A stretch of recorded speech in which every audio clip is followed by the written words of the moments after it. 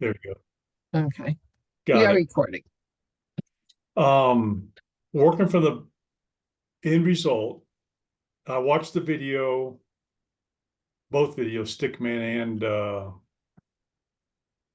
Conversation training. Piece, and I've read through the materials, and I've talked to the HR person, and I've talked to Joe. I've got to still sell his president. He's the COO. Um,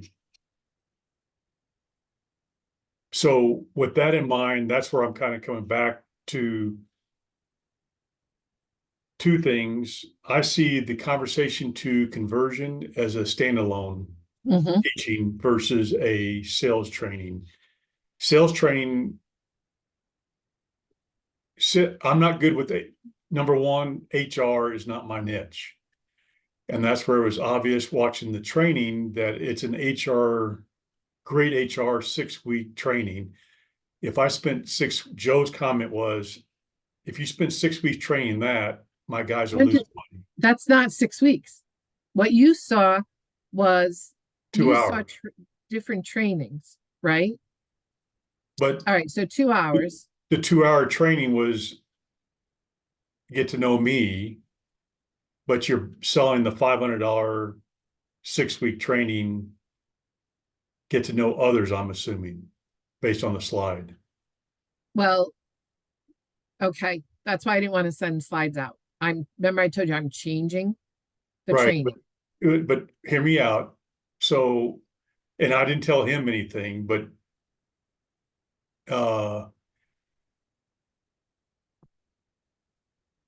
so working for the back forwards, if that's a standalone piece,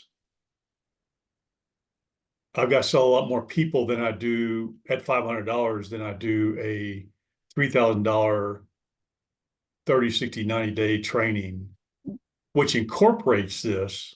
Exactly. That's what you want to do. You want to make this your first workshop in a series.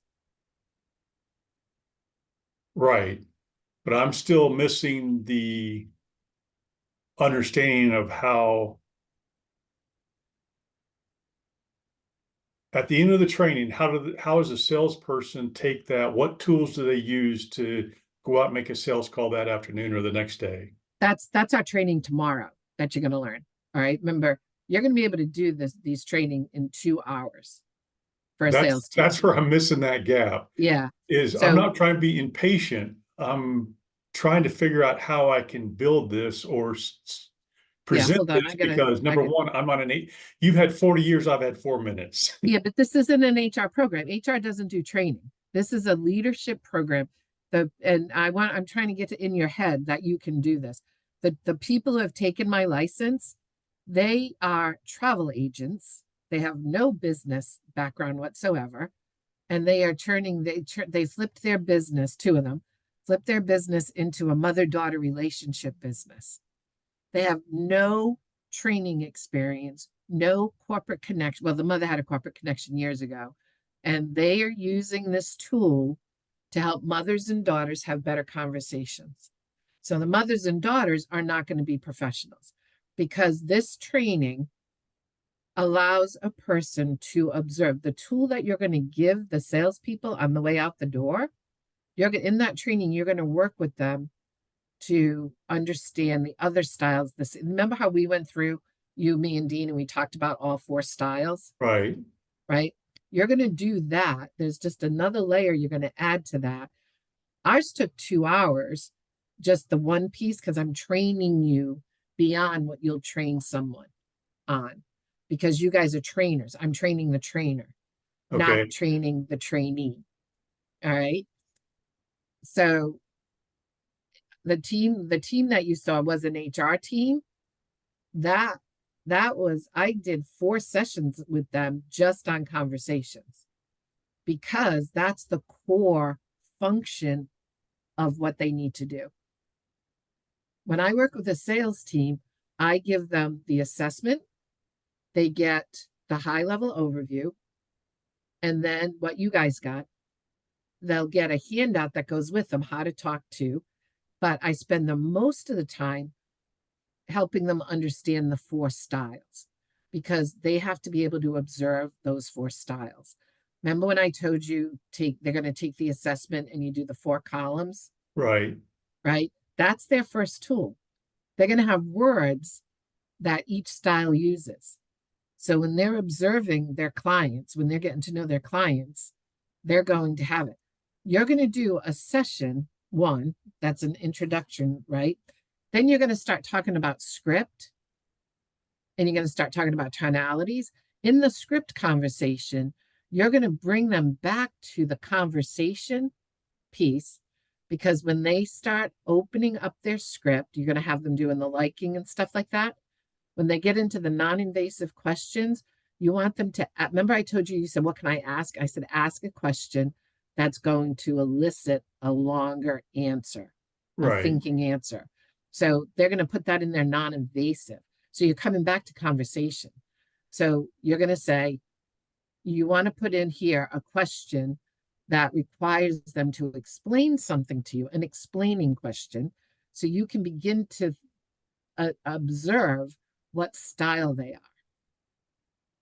So Okay. if you're observing an influencer, be high energetic, you can bounce around, they'll follow you. If you're observing a director, you might have to cut out some of your detail in your whole script, and you're just going to get to the highlight point, the points that really matter. So this conversation is a foundational piece that even Rick is trying to put conversations in his training now, right? I believe if Paul didn't invest in doing the DISC and emotional intelligence licenses with Regina, they would not be trying to put DISC into sales, because they would have no reason to. But when you understand how somebody gives and receives information, you're going to have a better outcome in every conversation. The conversation you're picking is the sales conversation. So when you're training, you've got to look, you're going to always be bringing this conversation into your future trainings. That's what Rick's trying to do when he has you guys understanding the different styles. So when you're having the guys do role playing for the script, you let them know you're talking to an influencer. So they practice their script if they're talking to an influencer. You're talking to an evaluator. They practice their script talking to an evaluator. So you're engaging them, and their mind is actually getting all the clues. Plus they got to do some observing, and trying it on people. The goal is to break down the barrier of how somebody gives and receives information in the sales conversation. And the gap with Rick's, I went through his ASM. The practice is great, and that's where I see integrating that. Number 1, you do the assessment, explain everything like you did with the training. Number 2, you build a script, and then you start role playing, and the role playing is based on the role playing, and then coaching is the 4th one, to where you're doing group coaching and one-on-one coaching, because some of them are more advanced than others. So you're going to have to spend more time. And then you just, hey, let's put that to the side, and I'll talk to you about that just one-on-one, kind of like what you did during your training, that we need to dive in that deeper, but it's not part of this conversation. I don't want to hold everybody else back. Right. Right. But it's Because also just a way for you to get more money. true. Because because you have different levels in training all the time. But the gap that I was frustrated with Rick on, and I'm not frustrated yet here, I'm just trying to get the tools. Rick, what are 4 questions that I can ask to find out if they're a driver? 1 question, 2 questions, 18 questions. There's no You one can't. question that you There's can ask. no, because here's the thing is, I have my core. Remember, I tell you, everybody sees me, they think I'm a driver, right? That when they go through my training, they think I'm a driver. I'm an influencer. Right. So if they only ask me 1 or 2 questions, I'm probably going to answer like a driver, because they're my client. They're not my friend. So I'm using a learned behavior. A lot of people come to conversations with their learned behavior. That's all that stuff we know to do. So you have to observe and notice and ask questions to break down their barrier of trying to show up the way they think they're supposed to show up. Because that's going to be harder to tell what they are, but people show their truth. Just like in the assessment, I can ask a question two different ways or put two different words that really mean the same, but some of the other words around it may make it seem like it's different. So the beauty of this training, this piece, here's the sell. You don't need to have somebody take an assessment to be able to determine their style. I can give you 4 or 5 questions and you're going to get close, but you got to keep observing as they're answering your questions to know how to ask the next question. And that's where I see the first meeting setting the intention that you're observing yourself, understanding the other 3 roles or all 4, because you're one of those and you know yourself, and then you're observing the other person, but you have the intent to observe instead of going through a checklist of questions. And I see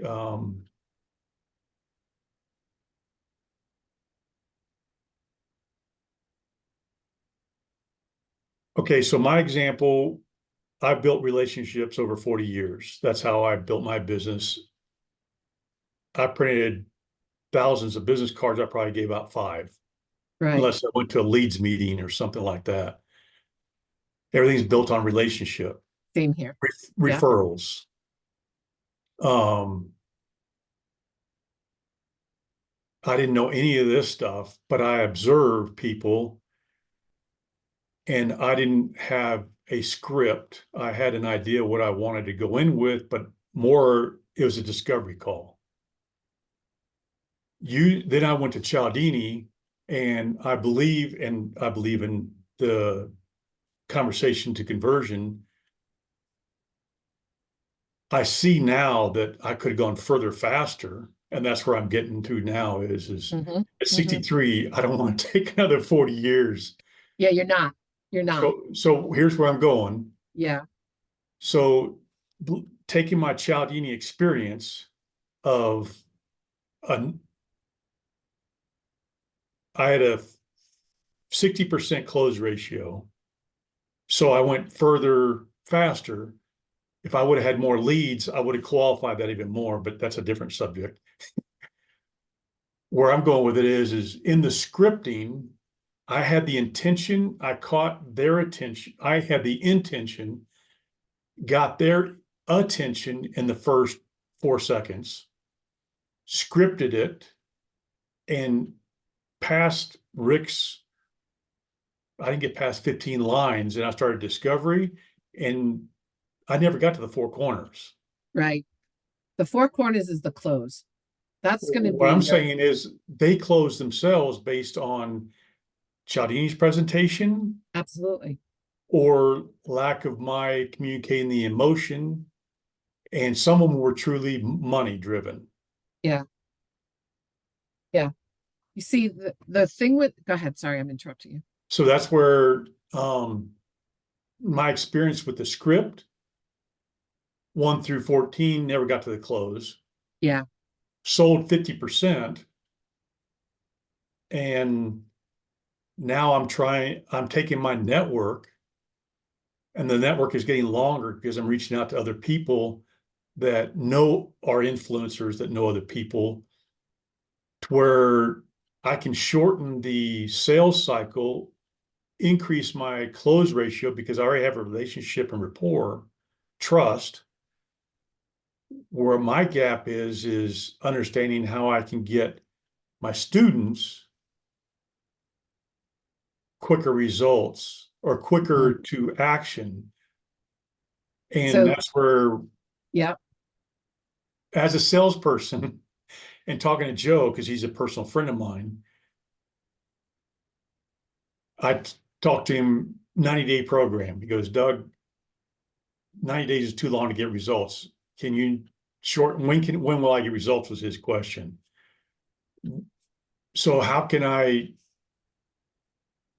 and that's in the back of my mind was a salesperson sitting in a 2-hour presentation is going to go crazy because their So you first thought can, is I'm losing money and this is a bunch of psycho-cybernetic stuff. well, you can build the program differently. It doesn't have to be 2 hours in person. You could also build it where they're going out to do self-learning. The only thing we have to figure out is how to do that assessment. So even if they came in and you had the first intro of an hour where you had the assessment and you covered just the 4 styles, and then you sent them home and we had videos on each of those 4 styles for them to learn them differently. And then they come back in and they spend some time with you to do role playing. So you make your section interactive and things. As far as Joe asking, when are they going to see results? The first question back is, when are you seeing results now? When Well, you give them a new tool, when you give them a new tool, right. And he's right? not giving them a new tool. He tracks everything where he's just saying, I got to get these guys moving and you're going to lose his comment was, you're going to lose their attention with a 6-week program. They need to start seeing results in 30 days. I said, well, it's all based on the individual. And I asked him point blank, I said, are you willing to fire somebody if they're not moving in 30 days? Because if I'm doing one-on-one coaching, I can't coach somebody who isn't willing to execute on the recommendations. If they're just going to sit on, they should be given they're a customer service person, not a salesperson. What's his turnover right now on salespeople? That's the thing is they don't turn over. And that was the other thing with Kelly with the HR. She says, turnover is not my issue. It's the CEO, the executive director of the nonprofit. Number one, she doesn't have a budget for personal development. She doesn't have turnover. They have a culture problem, and the culture problem is driven by the executive director. And he Yeah, will not take a personal development or one of these yeah. feel Well, good classes. yeah. So they're not your right target. So with Joe, I'm a little concerned that he doesn't think 90 days is enough time for a transformation into what's going to happen.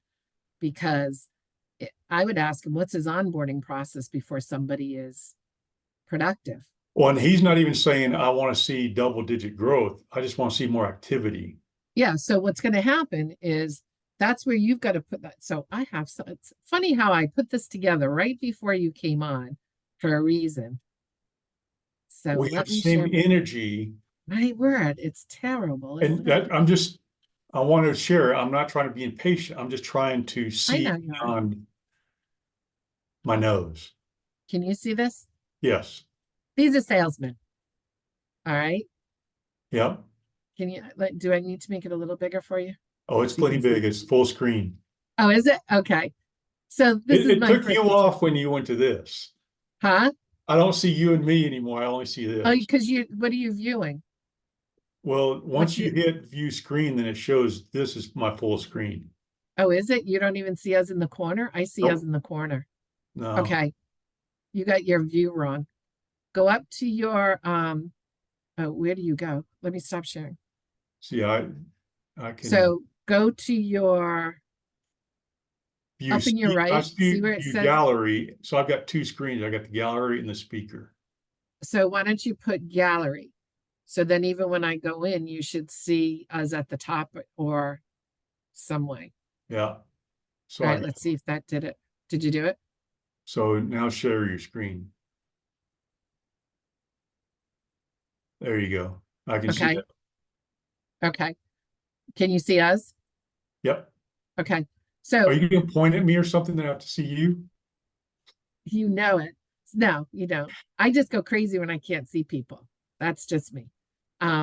So I wanted to put something together because there is a cycle. So you're going into these audiences that most likely don't have any personal growth, any awareness. That's what you have to assume when you're Yep. going in. And So based right on my now, experience, and the other thing I'm thinking is if I present to a Rotary group, which is business owners, my target market, 95% of them, if not 99.9% of them, do not know anything about personal growth. Right. And that's how I built my business. They didn't know it. I hid it in the training. So sometimes you don't talk about it. You just let it naturally happen. Right. But the conversation piece, that's really a skill. That's not personal development. That's a skill that salespeople do not have. And that's your hook over other sales training. Right. And I even Right. see two audiences. I can practice. I've talked to church. They have a astronomy, relationships. They've got like 5, 6 different business groups. Yeah, this would be a good one. I use this in associations all the time. So churches are really associations. So exactly. And so that's where I'm thinking practice on the church, get really good, go to the Rotary, then go to associations and the other ones. But Mm-hmm. so I've talked to the church director. She goes, conversation to conversion. That'd be, I said connection instead of conversion. Yeah. And she was like, that sounds exciting. And I Yeah. even talked to a guy with AT&T and he goes, God's wisdom, I'm writing a book, Doug. God's wisdom comes through me, the Spirit of God, and it speaks to everybody. And he's a salesman too. And he says that's the missing link is people don't have permission from God and the Spirit giving them the energy and the approval to speak out loud. They're just hearing things and they won't take on the conversation. I said, okay, John, when's the book coming out? And he goes, I've been working on it for 3 years. I said, I'm ready to execute this summer. Yeah. See, with him, I'm just, and you know me, I'm faith-based. The problem is they can hear it all day long. If they don't understand it, it doesn't matter what you're saying. That's the difference with this program, is that right now you and I are the same style and we get frustrated. Admittedly, we get frustrated because we're at two different levels of understanding of the topic. We're not frustrated because we can't communicate. Imagine if that, so that's like this right here. The current thinking that everybody comes from is their head, Right. right? Your goal, when they start gaining awareness, they're going to start adding their heart. They're going to start thinking from their heart because they're going to be understanding more. That's still a disconnect because they're still going to be using their head and their heart. Through your training, you want this circle of thinking going on where they understand their conscious mind. And remember, the heart is the emotional. So this is stick person in a different way. This And is I conscious mind. resonate with this better than Stickman. Oh, nice. You can use this. I can find And not only that, it's quicker than trying to explain Stickman. Yeah. So we can come up with what works for you. As Right. a trainer, you need to know more than your audience. If you Right. go in and you regurgitate all over them your knowledge, you've lost them. And you got to remember that you know that. You can't have all that in the sales conversation too. So in this, what you're trying to do is you're trying to take a sales team that's being successful to sustainable, elevated success over and over and over. As I Right? call it, customers for life. Right. Well, Customers for Life doesn't show me a picture that over as I'm raising my hand sees the growth going over to peak performance, you Okay. know? So if I can combine their current thinking with their next level of understanding, we're going to create a cycle of knowledge that they have that they bring to the table of their sales call. So they'll have become the person who can go to the next level because they're learning and they're consciously going in conversations. They're looking and recognizing this person has to receive the information different than I want to give it. So I adapt to that person. I'm going to have more second calls. I'm going to have more sales. I'm going to get more referrals. And you should see the second calls rise up within 30 days, people take more than one time and you'll probably see more sales. But that's the low hanging fruit. you know? So then the next level of thinking, so now you've got them on, so you've taken the current thinking and given them a new piece of information. But they're still learning it. This should also have an arrow down here. I just created it right before we get on. They're still coming from here. As they get to know the tool better, they're coming from here. It's a knowing, right? So now they have a knowing that I'm building a relationship, because you can't build a relationship if somebody doesn't understand you. You can only build a relationship if they understand you. Not only that, when you're focused on understanding them, you're removing your ego. So now it becomes a purer, remember, all this is recorded for you, a I know. purer, better conversation. You automatically become a better listener because you're trained yourself to be an observer. You naturally did it because influencers are naturally observers. A director, an evaluator, and a supporter, a relator, are not natural listeners. The relator is.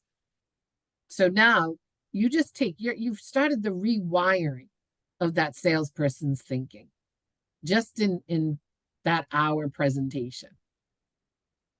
When they're done with your whole cycle of learning on the sales conversation and the sales script, you're going to be connecting where they're using their head and their heart for transforming their results. Because they're emerging a whole new person. And I guarantee you, their family's going to benefit from it too. Other people in the office are going to benefit from it because they're going to start seeing people differently. Right now, a lot of salespeople, you and I have been blessed that we've built relationships, but trust me, I worked in some of these sales organizations, and I'm sure you have, where they don't even see the people in the room if they don't have anything to do with them making money. So they treat their assistants like crap. They treat everybody like crap. Yeah. But when they start getting that cognitive awareness of knowing people is really my job, a salesperson's job isn't to sell. It's really to know a person and to get that person, I'm doing the Cialdini mastermind, and we talked about the process of understanding a little bit yesterday. And one of the things that resonated with me from Boss is, people think in outcomes. Think about that. People think in outcomes. So they can't make a change or find a solution because you have to teach them how to see the micro, what's what I'm looking for? The micro behaviors that they have, right? So if you think of it from a sale, if I'm coming here from my current thinking, all I'm thinking because close your eyes right now, and if I tell you to think of your next sale, what did you think of? $3,000, Joe Fly. Right? Well, what are the micro behaviors that get you to that 3,000? You have to pick up the phone. You have to schedule an appointment. They have to accept that appointment. You have to get in front of them. You have to go through your script. Those are all those micro behaviors. So like you are going from here to here, which is great. But when you're talking to people, if they just think of the outcomes, you got to get them to see the behaviors. So when you're talking to Joe, the conversation is, I'm going to take them from their current thinking of outcomes and bring them and recognize what behaviors they need to get to those outcomes at a better sustainable rate. And as they gain that knowledge, they're going to grow to be the person who can reach the next level. So That's the whole thing about purpose, vision, goals. When you see the next steps, the behaviors, do you see Paul's 11 steps? In the sales script, Yeah. no, What that's do a you see? system. I see the person. I see what has to transpire. So the micro step is they have to get the client to say yes to an appointment, right? Right. That has nothing to do with the 11 steps, possibly. The behavior there is they have to make a connection with the person. And that connection, the first 4 seconds helps a lot because you break down their resistance. But the next time you ask the first non-invasive question, that's when you make the connection stronger because you're using some of the Cialdini stuff, but you're also going to ask a question that has them explaining something to you so you can begin to see how you have to ask every other question in a manner they will understand it based on their conversation style. That's relationship building. So that's the first one. The next behavior is they have to sustain the behavior of thinking on how they want to receive information, not how they want to give information. And each step gets you closer to understanding their communication style Right. So based on how they answer. well, yeah, because so let's do a role playing. All right. I can play any style. I'm not going to tell you what I'm going to play. So I'll come off screen. I mean off share. And what do you want to sell me? Make it something fun. Something fun. Yeah. Get your brain out of the thinking. Oh, I'll sell you a snow broom. Okay. Go ahead. So, Carrie, you live in Rhode Island. Yes, I do. Does it snow much there? Oh, we get snow all the time. Do you park inside or outside? Outside. Outside. Do you Yes. ever wake up in the morning and see 6 inches of new snow Yes. and Although very rarely lately. wish you lived in a garage where you didn't have to shovel off the snow? Or how do you get your snow off your car? I have to do it. And even if it was in the garage, I'd still have to do the driveway. So snow on your car is a repetitive issue for you, right? Yes. If I could remove that hassle, is it a hassle for you, or do you just drive down the street and let it flow off? Oh no, my car has to be cleaned. So it has to be clean. So how are you cleaning it now? The same way everybody is. I'm getting out there and I'm clearing the snow off. Do you use one of those ice scrapers that's about your hand length? Well, if I need it, but I also have a brush and it has a nice scraper at the end of it. So I'm assuming you're probably about 5'7", 5'8", 20 years Don't old. ask, So don't ask that question. you just reach up there and Don't swipe it ask off. that question. You gotta rethink that question. Say, are you able to reach the top of your car? So do you have a problem reaching to the middle of your windshield into the top of your car? Middle of the windshield, if I had one of those hand things, yes. Top of the car, always a problem. So time out. What okay. style do you think I am? So that's where it's hard because I know you, but you weren't a director, just Yeah, I learning was. things. You I was weren't? being a director. I was just giving you minimal answers. I saw more of a seed where you're, what's that one? The evaluator? Evaluator, because you were just No, ask answering, me the question about, do I get a lot of snow? do you get a lot of snow? That was a key question that you asked, and you didn't know it. As a director, I gave you a very short answer. If I was an evaluator, I would say, well, that's kind of based on what year it is, what the temperatures are, what have our average been. The last couple of years we've been below.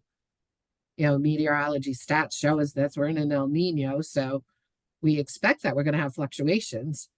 And this year has definitely proven the fluctuations. When you look at the water tables, we've had more rain than snow. But I can go back in 78. Remember the blizzard? It really hit us. Who am I? See, that's an influencer because or social. What's the? No, that's the numbers. Think of the numbers I'm giving you. But you're also giving your personality where a driver wouldn't let me go that long. Exactly. But I'm giving an evaluator An evaluator is going to give you those stats. They're going to talk about more specific things. You ask too vague of a question, they're also just going to look at you like, I don't understand you. You know, so do you get a lot of snow? If you say this year, have you had a lot of snow? That helps an evaluator be able to use data and stuff. If you were talking to a supporter, a relator, they would probably have answered, yes, we've had snow and I worry about people hurting their backs shoveling, but Mother Nature really likes this. It's good for the plants. So they're going to be that pleaser in the mix. Your influencer is going to be like, oh my God, I go out and I dance. I get my exercise in. When I have to shovel 6 inches of snow off the ground, bring it. I don't have to go to the gym. They're going to be more open and give you more of who they are. So the track we were going down with the driver, you were a little uncomfortable asking questions because you already knew the answer that you wanted, but you had to observe me more. Right. And so you would have known that I wouldn't have even had with a driver. This is me. With a driver, I don't have to go through the whole script. They're either going to buy or they're not going to buy. So what I would do there is I would say, great. I'd ask a couple of those non-invasive. And then I would say, do you think the tools that you're using are the most adequate to be using right now? And then I jump in. But how would you get where I'm going with it is how are you even, so reverse the role play. Okay. So the same thing, and how would you find out? All right. Okay. I'll try to be. Okay. So I'm selling the broom. Yeah. Okay. Hey, Doc, how are you doing today? Good. How are you? Great. Correct me, or if I'm wrong, you're in Colorado, correct? Yes, I am. This year, have you seen the same amount of snow or more snow than usual? Well, more than last year. How much more? I don't measure it, so I don't know. You just gave me a clue. I don't measure it, not an evaluator. Right. Right? You did give me that also, so you're not a director possibly. So I ruled out evaluator completely. So what did I just ask you? How much snow? You said you didn't measure it. So do you enjoy the snow? Do you do any sports in the snow? Sometimes my grandkids like it the most. What do they like about it? They snow cones and Are they old enough to clean off the car yet? oh no, they're just 2. Oh, congrats. Those are great years. So who gets to clean off the car? Usually me or my wife, whoever gets there, one of us adults. Okay. So do you have a garage too, or are you always cleaning off the car? Does it depend on whether Depends it's been on in the which garage car or we not? have, but we have at least one outside. Okay. All right. Who likes to clean them off more? Well, I don't like it ever being dirty, so I always clean it off if nobody else does. Okay. And are you one of the people who aggravate the people behind you with the snow falling off the roof, or do you make sure your whole car is clean? I'll make sure it's all clean. Why do you do that? Well, to your point, I don't like it flying off on somebody behind me. I don't like it flying off on me. Okay. Okay, great. You haven't given me much yet. So what do you use to clean off your car? Do you use I've got a yellow broom and it's got a a long yellow handle. I broom? just scrape it off. And how do you like that? It works great. How does it work? Just, well, I'm 6'2", so I reach all the way across and in one swipe, it's all off. Does it scratch your car? It's a 97, so it really doesn't matter. Oh, okay. So now you've taken director off the list. It's You're still off confirmed. the list. I have a hard time being a director. You took evaluator completely off the list because I asked you how it worked, and you just went into your motions, not you put it together or anything like that. But I was also describing I'm 6'2", and I reach all the way across in one motion. It's gone. So I saw that as Yeah, a but evaluator. but my question was, how does it work? Oh, So the evaluator probably would have picked up on that. yeah. All right. So I've determined now you're either an influencer or a relator. Both of those individuals are people, so I can still have some fun with you, bring the family in, try and get it like I did when we were first talking.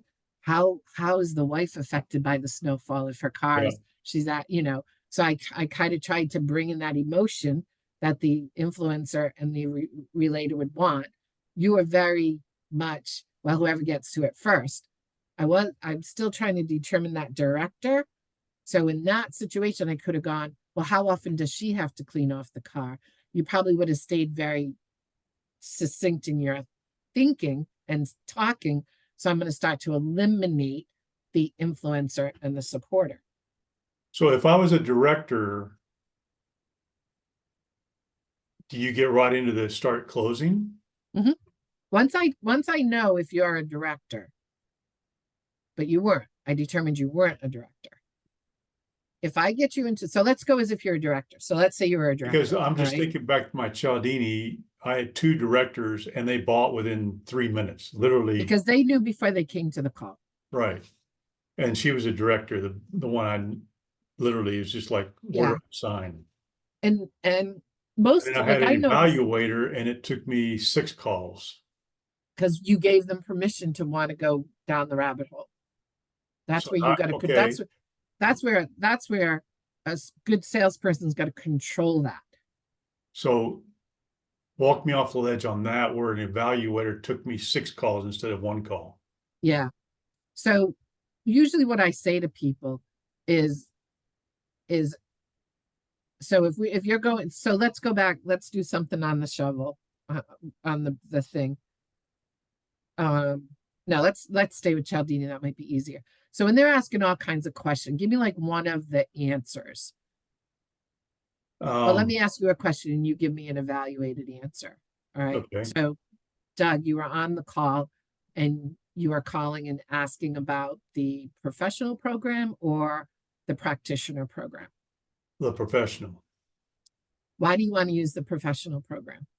Because I'm a consultant and I'll be reselling it. Okay, so you'll be reselling it to who? I'm here in Spain, and so I sell it to all my mostly dentists and other people. And what did you think when you were hearing Dr. Cialdini talk? What resonated with you that the dentist would resonate with? I really don't know how he would resonate. It was more, I'm trying to think how Sorry, not how Dr. Cialdini would resonate, the no, but learning the that you dentist. learned. Yeah. How would the learning that you learned from Dr. Cialdini, like you talked about reciprocity, Well, that's where I how don't would know. reciprocity help your audience? See, and that's where I don't know that because I haven't read his book. I'm just familiar with him Okay, online. okay. So why did you take this call today? Because I'm trying to, number one, use Cialdini Small Bigs in my agency, but I'm only an independent, so I don't have a big agency. I only sell to dentists. Okay. So I'm trying to get more people to buy from me on the first call than on many calls because it's taking me a long time, and then I'm not selling enough of them, and So trying to get more results for them quicker. Same thing. why? Okay, so when you were listening to Dr. Cialdini talk and you liked the small bigs, you felt or saw something that resonated with you that you felt would also resonate with your clients, correct? Right. Even though you don't know what it is yet, you're not going to know what it is yet because you have to go through the program. And as you go through the program, you're also going to learn more about what Dr. Cialdini is doing, and you can compare it to what your clients need. Have you looked at where your clients say no, like why they're saying no at a certain point? No. Okay. Well, one of the suggestions I have is when you're in the program is start saying how has my clients did or not do this. So you can start building how you're going to approach your clients. At the same time, you're learning the tools that you'll bring to them. How does that sound? That sounds good, but how will I learn that? And it's a lot of money up front. Mm. It is an investment.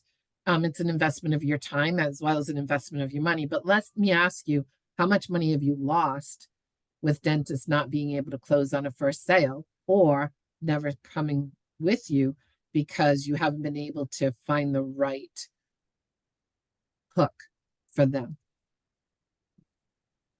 Well, I don't see it as a hook for them. They all need the service and they're not using the service. So I'm their solution. And I've bought John Maxwell and 3 other ones, and they all tell me that they're going to do something, and they don't do it. So when I join, then I just get the book and there's no backup to the book. Right. I think you've heard some of the people talk about the book, like in the chat or on the programs that we were on. And, one of the things that Dr. Cialdini and Bassa said as we move through this is the book is great for gaining some knowledge, but for applying the principles, there's so much more that couldn't be included in the book. We have things like contrast, we have things like amplifiers and activators, and those are what are going to be taught in this program. Like you, I've been in a lot of programs that promises are made and things aren't done.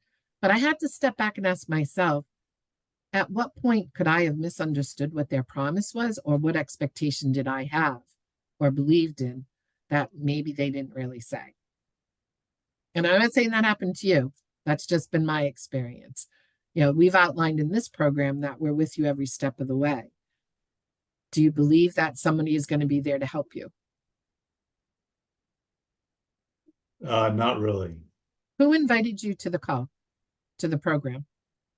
I just found, I don't remember if it was an email or how I found it. And have you read any of Dr. Cialdini's books? No, because they're not in Spanish. Okay. Okay. That's going to be a barrier that you're going to have to get over with us at first, too. The videos are all in English, and so is our documentation. However, one of our commitments to our team is that we are going to start bridging them out into other languages. But with today's translators, for your ability to learn the program, it'll be great. You'll have no problem with that because you have a very good command of English. So, and this is where I just kept going and going and going. Mm-hmm. So Also, now what I would say is I would come back to say, based on what we've talked about, what question do you have now that would help you make a decision? well, I've got to think about it, and it's 11 o'clock at night. Okay, I can understand that it's 11 o'clock at night and you have to think about it, but what is it that you have to think about? I've got to look at my budget and look at how I can make money off this so I can pay for the investment. Good things that you want to look at. I would caution you to not look at so much how much you can make off of it before being in the program, because when you're in the program, you're going to have more data to determine how you're going to be making it. Right now, you'd be guessing, and I'm thinking you're not a person that likes to guess on those things. True. But I understand that you want to look at the budget. What if you could put a deposit down and then we could get back together tomorrow? Tomorrow sounds great, but I can't put a deposit down today. Okay, so let's schedule. I can relate to that, but let's, look at your budget. I'll make the time available to meet with you. What works better for you, 9 or 10 o'clock your time in the morning? And we could talk. Well, in the morning's early for you or late for you. That's all right. If you're making a commitment to look at your budget, I'll make a commitment to get up. I don't want you to have to overthink this.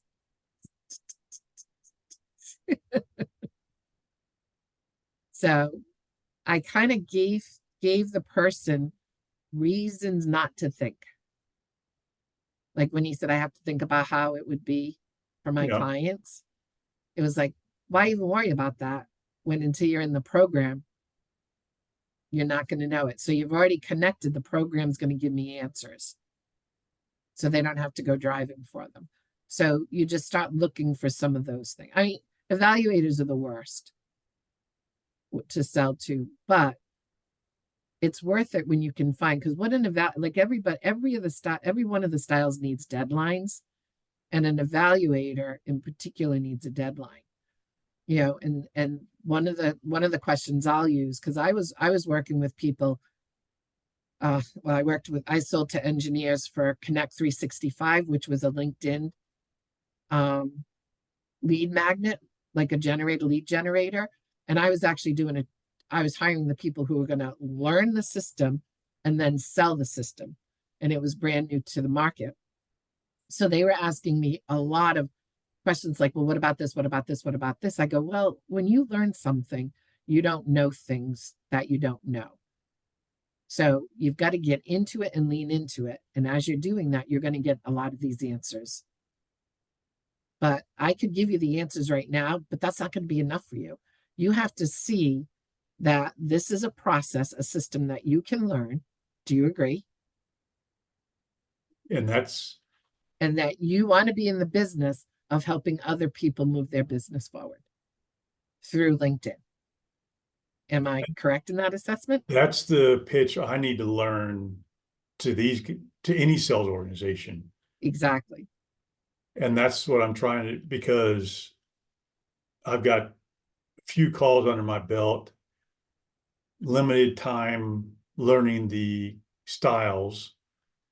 So how do you see me proceeding without, I don't need to have all the answers, but That's why I want to work on the 4 corners. Okay. Because you like to go from the back to the front. And Right. I found that remember when Paul had us work on the 4 corners relentlessly, and then during the process we were working on them, that gave me such clarity on the rest of my script. So here's where I have a gap in the 4 corners with Paul and Rick, especially because I called him out on it. I said he didn't want to work with me, even in Florida when I was down there. And Rick, that's when I called him out. I said he was spending all his time with everybody else. He didn't want to. It came down to, well, I don't know network marketing. And that's what I said, Rick, I'm having trouble. I can't fill my 4 corners, and I'm not getting any feedback from you. He was all, I call it hocus pocus. So the 4 corners to me are still vague because I don't know the program and the 4 corners, because I haven't filled out a 4 corners for a product yet. Okay. And especially conversation to conversion. Well, conversations to conversions, by the way, is the sales process. You start with a conversation, you convert them to a sale. Right. So the program is conversations to conversion. One of the programs in it is the conversation. The theme of conversations will be threaded through some of the other pieces of the program. So I want you to go back and think about our little person here, our little salesperson here. Right now, they're coming from their head. We got to get them to a level of awareness where they're adding a little bit more emotion, or putting it not about them, about other people. Right. Because the sales conversation is never about the salesperson. It's about the other person. And we teach sales teams that, but we don't teach them how to do that. And we have that big missing piece, is that I, as a human, receive and give information based on my conversation style. So therefore, I'm going to give information based on my conversation style. But wait, there's more. What if I'm not talking to my style? So most conversations fail because we don't talk to the person and give them information the way they need to receive it. We give it to them the way we want to receive it. So that's the first step, going from here to here with conversations. So did you use this at the beginning of the LinkedIn sales process or teaching? Well, the LinkedIn, I was selling the LinkedIn product to digital marketers who were going to learn it and then sell it to other. So you just sold them the product of LinkedIn 360. You didn't exactly take it to the next step. No, but when I work with sales teams, I always talk about the first thing you want to know, because I've done conversations piece with insurance companies, with insurance associations, with CPA firms, with CPA associations, with you name it, I've done conversations, and salespeople are always in the room. If Okay, it's not an exclusive sales team, they're in it for other reasons. And the first thing I say, I just designed this person, so I wish I had it before. But the first thing I would say is you got to get it out of your head, all about you, and you got to get it into your heart, all about them. okay, Right? I think that's a good visual.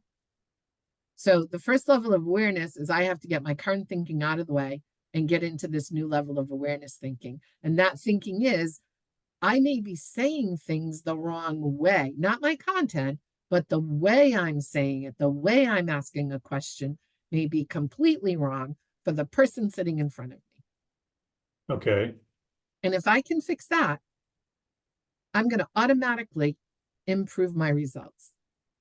I'm going to get more callbacks. I'm going to get more second appointments. I'm going to make more first appointments, and I'm going to close more. And I'm going to do that because I'm helping that person understand the way they like to, not me. so what's the next step? If you were putting a program together for XYZ insurance company, Okay. So the next step would be to get them. So what I do is I do the assessment, I have them play it, and then I right? have them do some role playing. And I have them act out the different roles, not their own, because we think with emotion, because I'm trying to get them into that level of awareness thinking. And I want their cells to absorb what an evaluator feels like, what a relator feels like, what a director feels like. So if they're You sitting put there, them in the hot seat of being the director when they're a evaluator. absolutely, absolutely. How many times do they resist and go back to their? I give them a script and stuff. Sometimes, like if I really want to do it hard, I'll give them a script, or I do the I make a noise or ring a bell, or there's always something fun because you got to lighten it up, when they're doing it. And I don't have them work with topic. That's why I had you pick something other than what we were talking about, because I could see your whole brain just going blah blah blah. Well, Baking a cake, and trying to sell somebody a popsicle. I'm putting myself into the scraper, and I went right to my own. Yeah, you did. I did influencer relator, Yeah, but I yeah, was trying to be a evaluator yeah, where I'll use a different word. I spent time with Rick, and he tried to draw me out to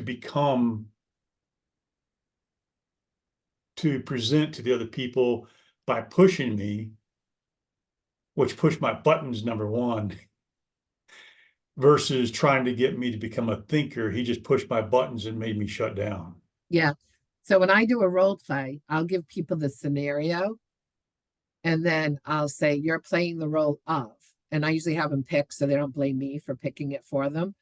And then I say, take a minute or two and write down how you want to, if you're the client that somebody's selling to, how do you want that information coming to you? And if you see it not coming to you that way, get frustrated. Help me think through that. Okay. So if I'm talking to you, all right, so let's say I want you to sell me a popsicle in Alaska. Okay. You're an influencer. I'm an evaluator, and you're selling Okay. to an evaluator. So then I'll say, okay, so the scenario is popsicle is going to be sold, and an influencer is going to sell it to the evaluator, because I get the whole team involved. So everybody take a few minutes and write down, how should the influencer ask how will the influencer, first of all, what's a great question to ask to uncover what this person's style might be, even though I already gave them the answer, right? And then what kind of questions, what kind of answers should they be prepared for with the evaluator? And then evaluator sit down and say, what do I need to know? before I buy this popsicle? That's all that you just ask the person receiving the questions. What do I need to know? That gets them thinking like the style. Right. So when they're sitting on the other side of the table, and I just told everybody, what do I need to know? The person playing the influencer is already thinking, what do they need to know? So I'm starting to put that cell of recognition into everybody. So I give them a few minutes to do that. And then, okay, so I'm going to let you be you. I'm going to let you be the evaluator. What do you want to play? What role do you want to play? You asking me? Yeah. So we're selling a popsicle stick. In Alaska.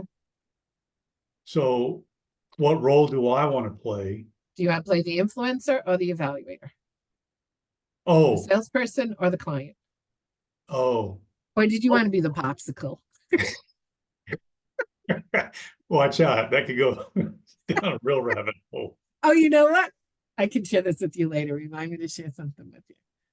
So, so you're getting us engaged, and one of us is going to be the salesperson as the influencer, and one's going to be the evaluator as the buyer. Correct. What do you want to be? I'll be the buyer, Okay. evaluator. Okay. So take a few minutes. And what do you need to know to buy a popsicle in Alaska in the winter? Am I a retail buyer or wholesale?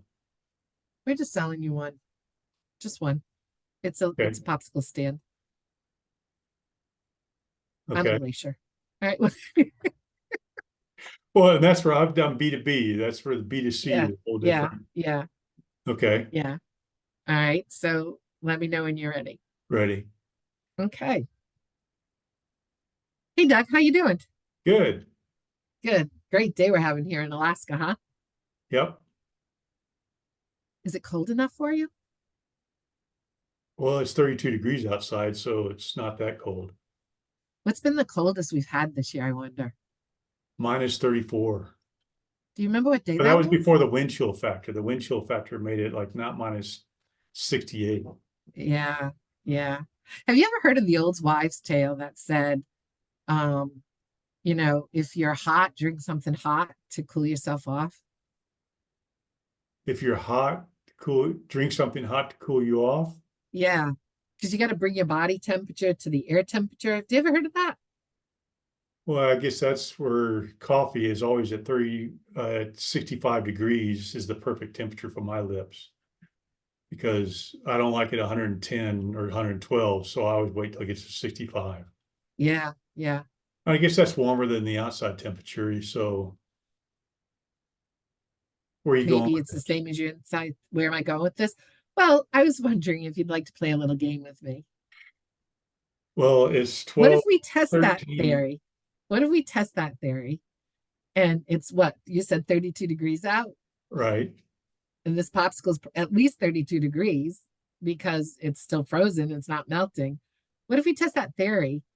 Eat the popsicle and see if you get warmer because your body temperature is going to get to the same temperature as outside, so it'll feel it differently. But Sound like a plan? do I really want to get warmer? I've got this mink jacket on that has kept me, I'm 63 and it keeps me warm all the time. But Whenever I get cold, I put the hood on. wouldn't you love to test out a theory and make some data out of it? I think that'd be kind of fun. We could talk about it along the way, see if we feel anything different every minute or two, or if our mouths are just getting frozen. How's that sound? Are we doing a test and then I have to write all the results down and everything like that? Or are we Nah, trying to not have that kind of a fun? test. Unless you want to. I mean, if you want, you could buy more My than kids are one. always having fun, but I like to write down all the results and everything like that. So Sure, we can take time to do it as long as the popsicle doesn't melt as we're it won't doing melt this today. test.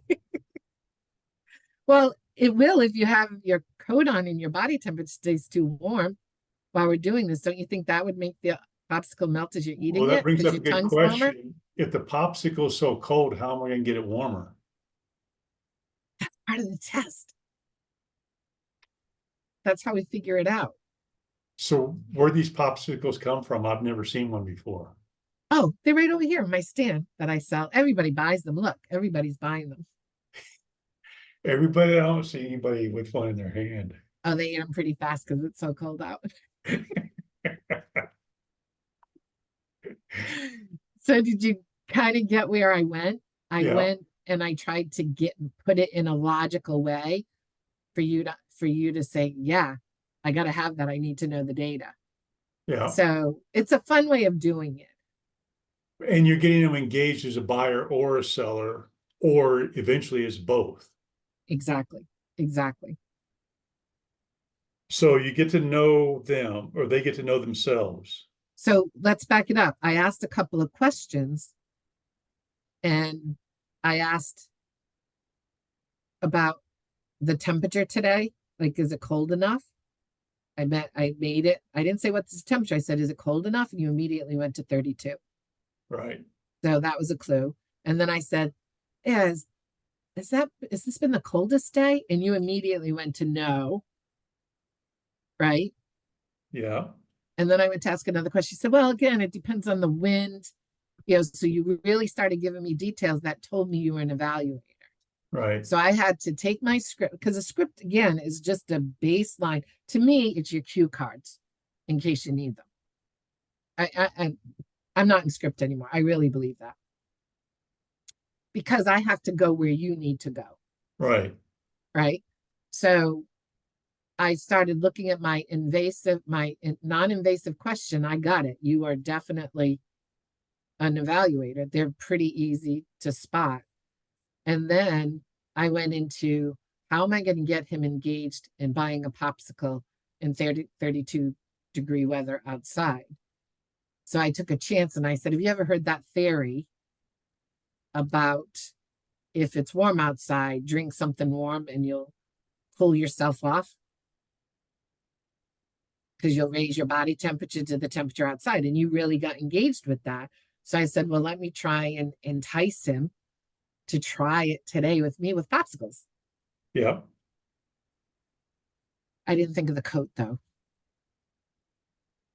That's all And right. if I had an answer for the coat, you would have been mine. But that was fun. And the whole goal is not to sell. The whole goal is to get the feel of ebbing and weaving when you're talking to someone other than yourself, other than your style. And as that style, you were probably frustrated with some of the fun stuff I was saying because your style wanted to jump in, Right. but you were playing an evaluator and you were getting frustrated. So you were getting frustrated, whether it's because you wanted to jump in or because she wasn't really playing your role. You felt what an evaluator feels 90% of the time in conversations. Yeah. So you would do that kind of role play to start because you're trying to get them to feel it. Then the next time you get together, that's the fun part of the first training. You get to know the styles, you play with them, you assign them homework to become the great observer, to take that list of the assessment, turn it into columns that are 1, 2, 3, 4. So they have the words that each style is going to use. I mean, there's some homework on their part, like anything, to start getting comfortable with it. So that's where, do you ever give them the test before they go in and just, Always the assessment is always done. Well, that's what I'm going to figure out. because I'm I'm going to have to, thinking you give them this, just give them the assessment, fill it out. Don't tell them what they're doing. Just, like I did with you and Dean. You right. knew the styles, but they wouldn't. Yeah, I do that all the time. And so I'm saying here's your homework before we show up. Just fill this out, give them a little Yeah, maybe that's pre-work before they show up. pre-work. Yeah. Um, Because remember too, with the sales team, you don't need those first slides that I did for you, like where the conversations go bad. That was really geared towards a leadership team. We would take that piece and maybe do 1 or 2 slides about the conversation. Like when's the last what was frustrating about your last sales conversation? Did the person understand what you're saying? We kind of lead them to some questions, yeah, you know, and then we ask what else frustrates them. You engage them to get them seeing, oh, yeah, it is frustrating. So you're getting them prepped and ready to dive in. So we're not just coming at them from you're going to learn this standpoint. We're making them want to learn it with those first couple of slides. Um, and I like that pre-fill out, get to know you, short amount of time, because most people get that part. Well, I should say, I'm listening, I'm thinking through me and the lady who didn't see her face, but she says, I'm a driver, and it says I'm not in that video conversation one. And you said, well, we'll talk on the side. So some people will challenge that I see Yeah, she was myself. a driver. No, she answered. Who was that again? I think she's the head of the nursing or the medical office. She had a son, and um, it seemed like she was she was an entrepreneur, she had a son, and she's a driver. And she came out as an influencer or not Oh, evaluate. she was on the free version when I sent you. There was like Right. a man in the bottom corner. Yep. Yeah. Yeah. And a So nurse with a face mask on. yeah, And I yeah, think she came in later off to the side, yeah, but I didn't yeah. see her asking a They question. were standing together, right? The two of them were together. Yeah. Yeah. They were actually out of New York City. And the person was a driver, But she tested as just as a driver. she She did. didn't believe she was a driver. She was a So, oh, driver. that's right. She didn't believe she was a driver. Yeah, because what I talked about off screen is she was feeding the other woman answers the whole time we were on screen. Oh, And I said, that's definitely a driver. And she said, well, I was afraid she would not understand. And I said, okay. And I turned to the person because she was still with us. I said, did you understand everything? She goes, yeah, she does that to us all the time. So it was a big aha moment for her to have a teammate there. And I thought I was going to get called in because I was like, that's exactly the power of this program. And they were a nonprofit in New York City. And they didn't call me in. But most of their team came to further free events that I did. And everybody talked about her being a driver and and stuff that's where having a group is the call value. out the driver or somebody else. But usually what happens is usually somebody who doesn't see that they're a driver, as we went through the training, she started seeing more of it, but she didn't speak up about it. Right. She started seeing more of her driver But and that's stuff. where the power of the group is where I like it, to where you do the pre-work, you fill it out, you introduce the 4 different styles. You give examples of the 4 different styles. Everybody talks about their styles. And then you have to do the test, the review where we put the questions up and say, what style is that? Because we think, and do you remember what I'm talking about? Where we give the tent, you hear a noise in the tent. Did you see those? You've done those, right? We're going to do them tomorrow. So make a note. We're Okay. going to do them tomorrow. So that's before even role playing, you give them their understanding of themselves. You talk about how to talk to and what pisses people off in their style, which you haven't seen yet. And then you jump into let's test your knowledge. And the test your knowledge are scenarios. Who's the driver, relator, blah, blah, blah, blah. And in that section, they're building a picture of each style. They're seeing each style over and over in various scenarios. So one of the scenarios is it's the end of year. The president's getting on stage and he's going to talk and get everybody motivated, give it some results and motivate people for the next year. So which one's the driver president, which one's the evaluator, which one's the relator, and which one's the influencer? You picture that person. Then you're out camping and you walk over to your tent, you hear something rustling. What do you do?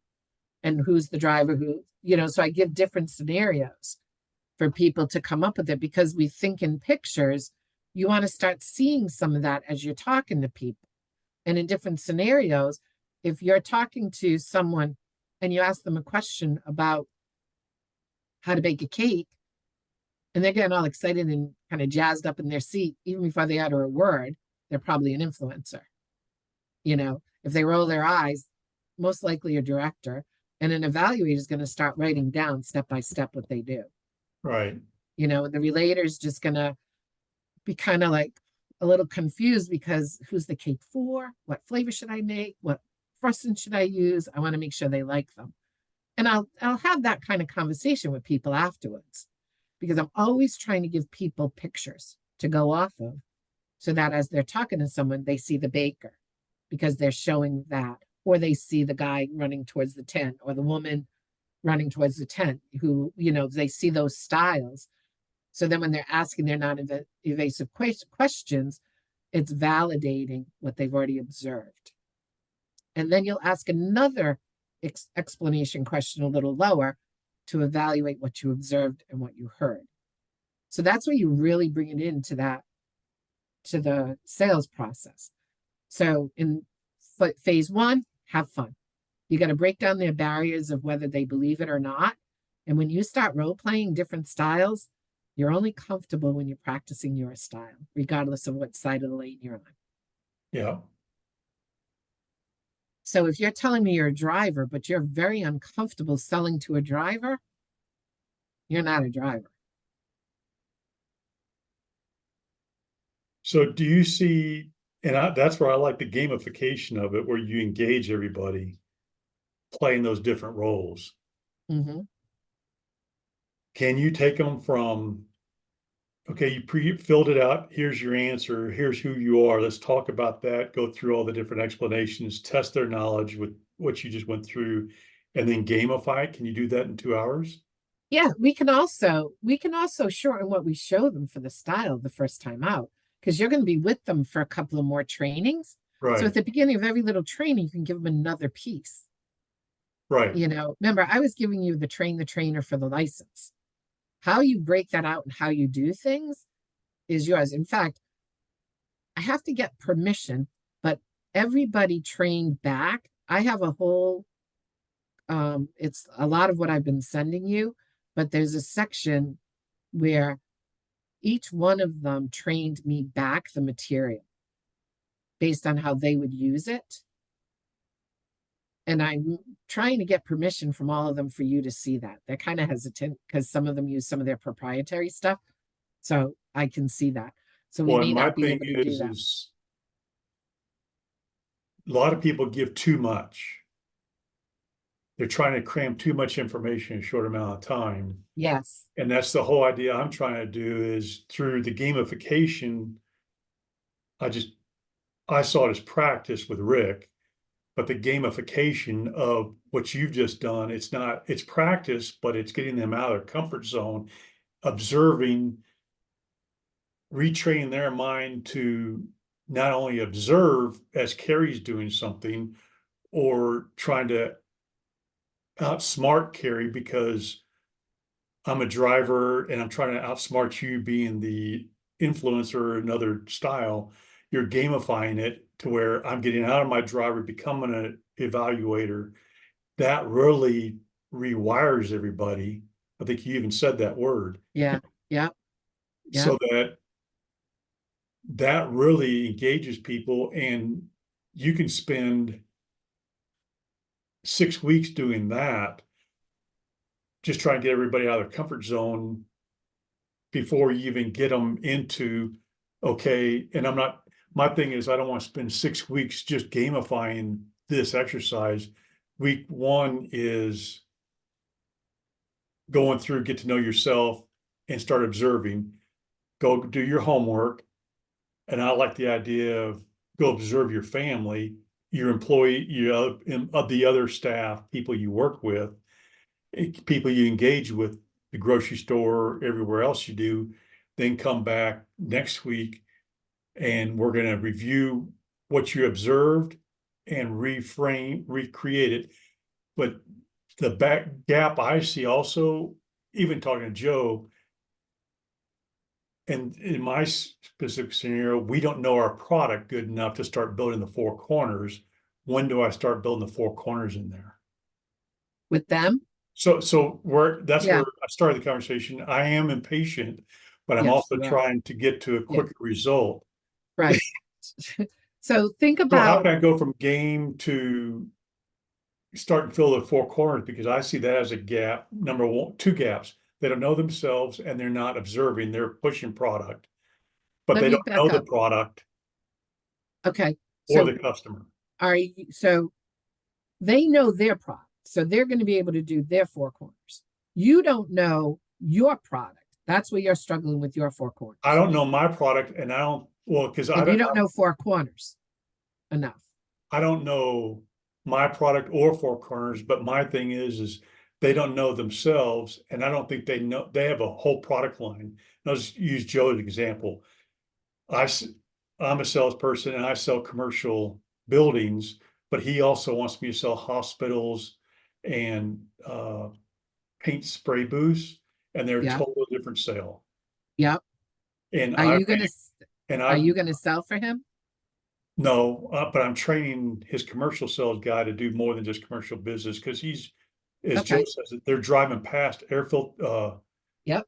spray booths and hospitals, and he wants, let's just example, they're in Temple, Texas, Well, that's what I'm going through right now. and he My has to do transition. everything. Yeah. He can't I'm send the hospital guy up to Temple from yeah. Dallas, which is a 6-hour drive. He wants the Temple guy to sell everybody. But to do his four corners, he only needs one piece of how it's going to help them. So do you have that document that I sent you Yes, on the four corners? Did you get it? yeah, I haven't printed it out. Hold it. I'm gonna go to what am I looking for? So I'm thinking two things. I'm thinking how I'm gonna execute. I'm thinking two things. How I'm gonna present to the Rotary, the church, Yeah. and then how I'm gonna execute, Joe being the first one, to where Okay, so I help help. let's focus on Joe. Okay, All right. I'm gonna get your influencer out of the way. So first of all, even before we do that, is conversation sounding a little bit better? We're training more on that tomorrow. What we want to do is I'm going to go with you from the back end back here. I think I'm going to do the four corners for a little bit with you. And then we got to plot out how we're going to weave conversations into your sales training because you've got to weave conversations and influence into the script. conversation Or is you can make conversations. Here's the thing. You can have a baseline 101 session, and then you can have a 201, a higher level, an advanced training, which brings influence in because you don't want to overwhelm them. You're going to be teaching them such a new technique of sales, being relationship based. Keep conversations as part of the basic. They'll start, and then what you want to say to Joe is, I want to let them use the tool. I'll come in monthly and answer questions or do coaching or even on a conference call, where they can call from anywhere to help them continue to evolve that piece in their script. So you get that recurring stuff. Because if you just do 90 days and then you're gone, forget it. say that again. So we'll talk about that in a minute. Okay, I'm just throwing some things out. So Joe had, like the gentleman in Temple, Texas, right. who has to start looking at healthcare and that. We're going to talk about that on the four corners a little bit, but we're going to talk about yours on the four corners first. Okay, I think when you understand four corners better, you'll see that he just needs to have one piece of the product in his four corners that's going to benefit whoever he's going out to sell. So it's already the product that they have. He just has to use some of the new terminology for the paint booth for the hospital. okay, And then as you're working with him, some of his work is get to know, like, I'll tell you what, I'm doing the dentist community now, right? Kind of lost in trying to sell to the dental community. And I went out and I found out that 88%, the ADA, the American Dental Association, last year found that 88% of people looking for a new dentist checked out their website before even scheduling an appointment. right. Right. So I read that as part of my four corners, and I say First Dentist is number one in helping our clients get more opportunities to have a new patient. Okay. And when I read it to Mike, Mike was like, first of all, kudos on the stat. I said, of course I'm going to have stats, right? And he goes, but we have on our website that we help you get new patients. I go, but you can't. That's not your role. Your role is to give them unlimited amount potential for new patients. You're not having that phone call. You're not that dentist once that prospect calls them. Yeah. So he's like, I never thought of that. I go, so yeah, we're going to be changing the website. You're going to be talking about, we give you unlimited access to new patients. Then he was, so that's the product side of it. Then the next piece is to talk, well, I'll pull it up since I have it. I don't know if I'm pretty sure it was in your, do you remember seeing this in your WhatsApp? That's what I got. Okay, great. So the feature and the benefit I said is we get your website to where it will bring you unlimited amount of potential new patients. And that's good because based on the American Dental Association in 2023, they saw that 88% of potential patients went to a website of a dental practice even before scheduling that call. So if you're starting to get more calls scheduled, we're doing our job. And that's their business is they're building websites. That's what did we do digital marketing? Right now I'm trying to get them to come in the door with a website. But their real business, they have the premier guy for SEO. Like Microsoft tech people talk to him. And they have he's one of the founders. And they have pay-per-click, Google AdWords, they have all that. They even do social media. So, but that's overwhelming the dental office. Right now, I'm going in with, this product normally retails at 5,000 or it retails at 2,500 baseline and could go up to 5,000. We're offering an all-inclusive website for $1,500 because we're building a relationship with you. We'll start getting traffic to you, and then we'll be building the rest of it out with you. So all I needed was that one feature for the digital marketing company because I'm going after the website business. Right. So I just had to, that's the only thing I need on their feature right now for the four corners. Okay. And then I went into the information about the company. We've been in business for 14 years. We've served over 1,000 dentists. And the owner, father was a dentist, so he grew up kind of in the industry. We kind of, because people love it when you can attach their industry to them. So now we took out the digital marketing, and Mike immediately becomes one of them. He hates that we're using that, but I put that in 2 years ago and it's generated more business for them. It's even on his profile about you now. He hates that. But I'm like, Mike, you're the son of a dentist. and now you're in the business of serving dentists. That's a beautiful story. So I throw that out. And then the information about me, I'm not going to talk about. I'm going to use it. What I say to them is since 1996, our founders, Mike and Ross, have been influencing the internet community. I go, yeah, there was an internet in 1996. And they bring their combined knowledge of 24 years. Sorry, they bring their combined knowledge of, I think it's 24 years of internet experience and their 24 years of SEO experience to making sure your dental practice is spotlighted in all the areas that it needs. We'll just say that for night. And then what's something unique about what we're doing? That's where I'm going to come in and say, normally we offer a website at a starting rate, and depending on what you want in it, it could cost you up to $5,000. Today, I'm offering you the opportunity, actually for a limited time, I'm offering you the opportunity to get an unlimited website done for $1,500. I'm so confident I'll be able to close there that I'm putting the price there because my commitment objective, if they don't buy there, is to get them on the phone with Mike and Ross.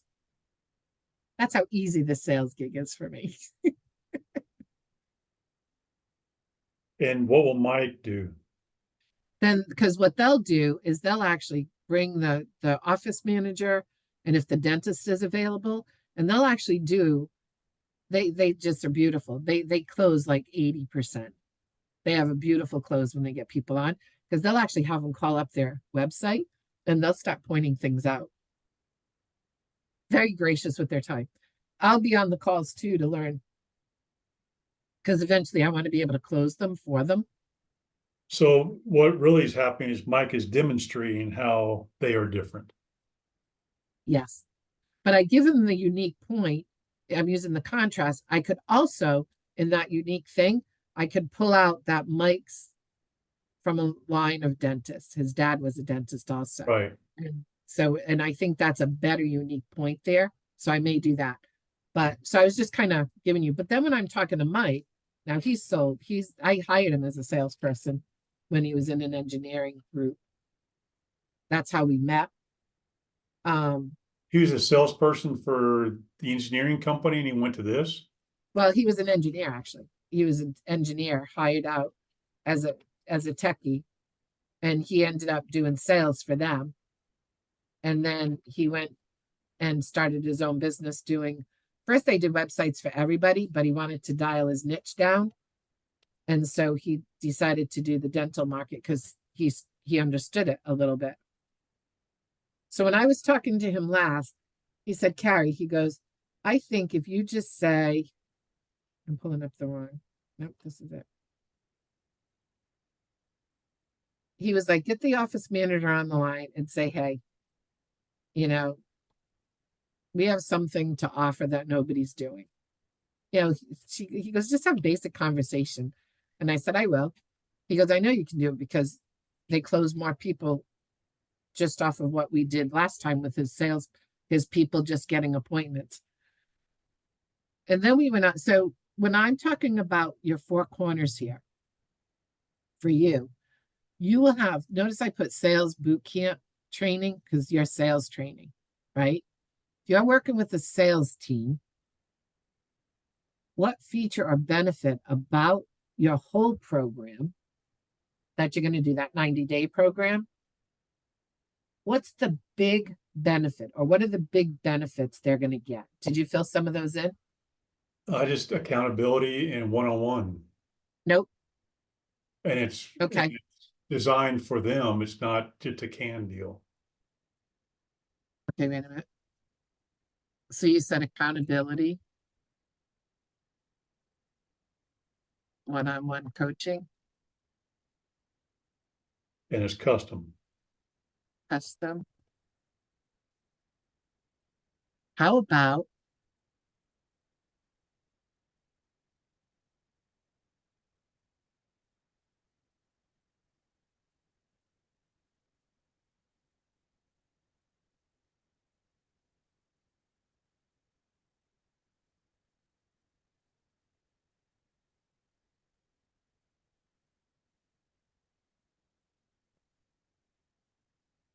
what do you think of that tool?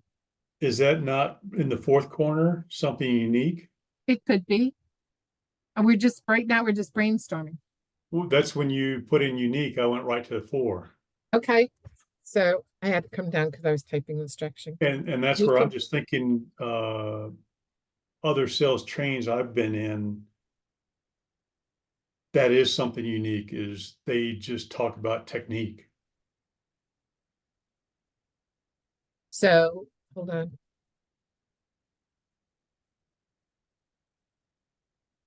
So the other thing is, The other thing you're in the fourth corner, I use practice that we do.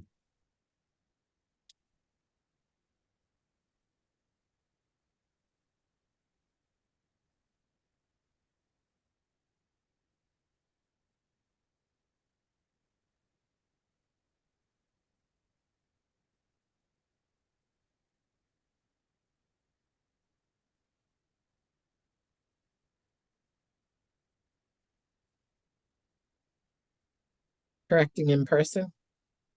Yeah. Okay, up here is going to put a sales system that is designed to help you become the salesperson who can reach your next revenue target over and over. Is that fair? Yep. Okay. So a feature or benefit of this could also be you're not, whoops. Could be that you're not alone, Yep. right?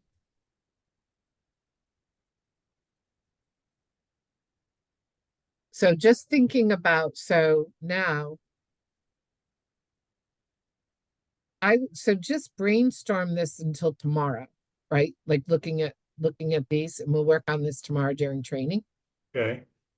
So in information about the company, this is what's your story. You know, Doug has how many years? Over 35 years.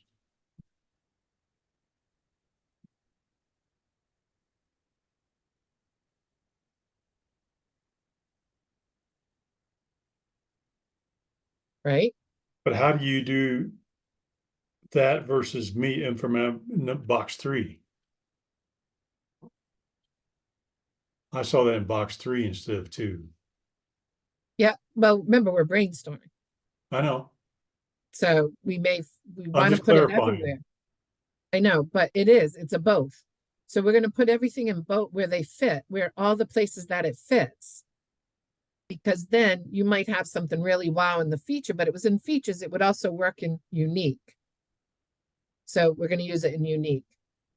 Okay.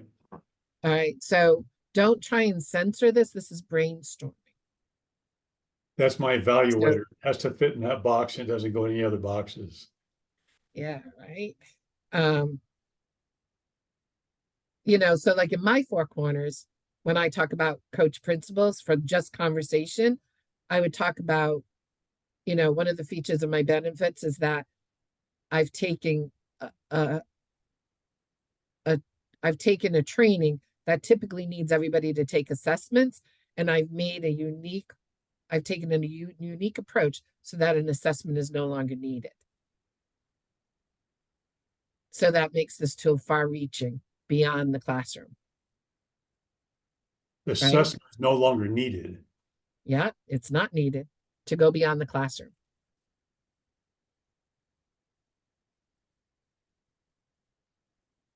Meaning they understand the styles.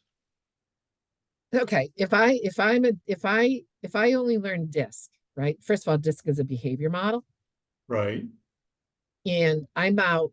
We know how complicated DISC is, and Right. I'm out, and I want to understand my client. How complicated is it going to be to understand that client on how they want to give information? When you have to weed through, first of all, they have their natural and their learned style. You have all these other quads about it, and they never address that DNA piece. So you always have to have somebody take an assessment.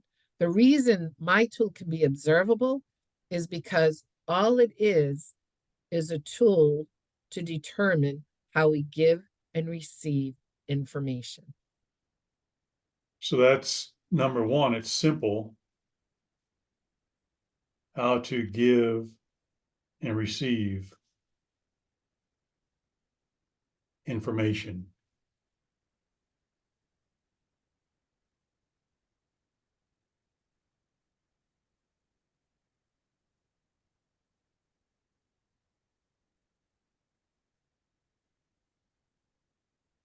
So, and just playing devil's that no assessment. Why am I taking this assessment to begin with? Because the assessment is to make you comfortable that you understand your role and Okay. and it validates the product works for you.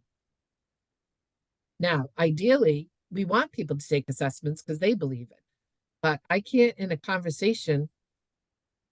sales conversation, walk in and say, hey, before we begin, can you take an assessment? So I have to have tools that I can assess how you want to receive information. And this is the tool. Quite honestly, they don't have to take it. But they wouldn't believe us. They're going to fight us all day long, like the driver on the video. Yeah. But when they take the assessment, it's kind of hard to fight hard because I talk about how it's your makeup, it's your DNA. So you lied to yourself, you know? So it's really a tool for me to validate, for them to see the validation that this works. Okay.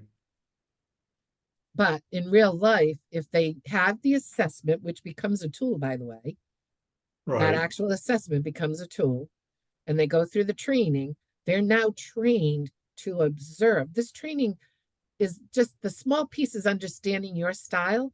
This training is really about understanding how each style, I always say how every person, don't go into styles because they'll think disc.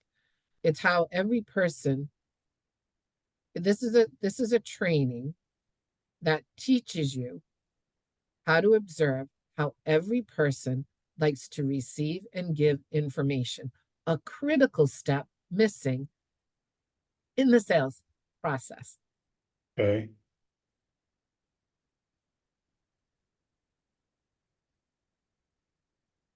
Actually, And I even say in sales and life. right. Here's the other thing, it's a proprietary tool.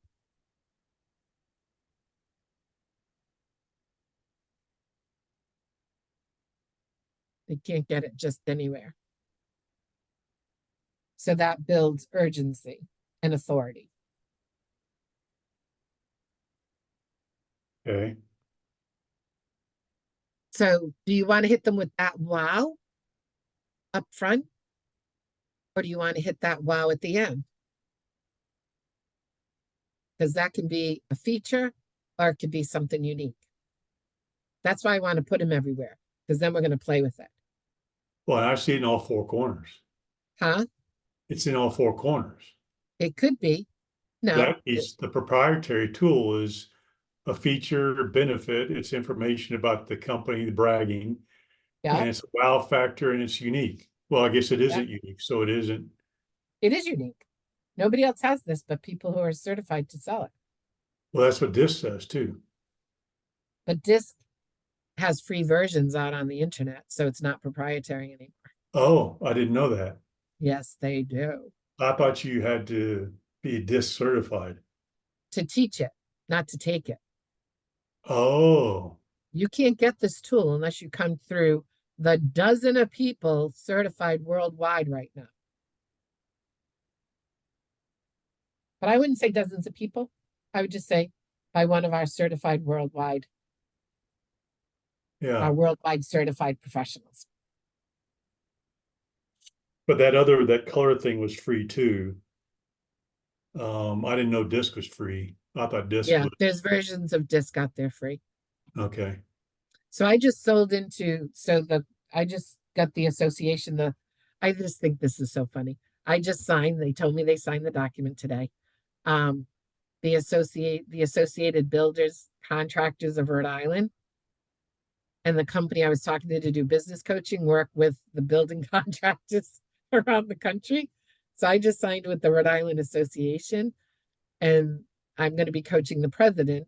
And then I told him one of my tools that I'm going to use is DISC and emotional intelligence and my proprietary system. And she said, why the two?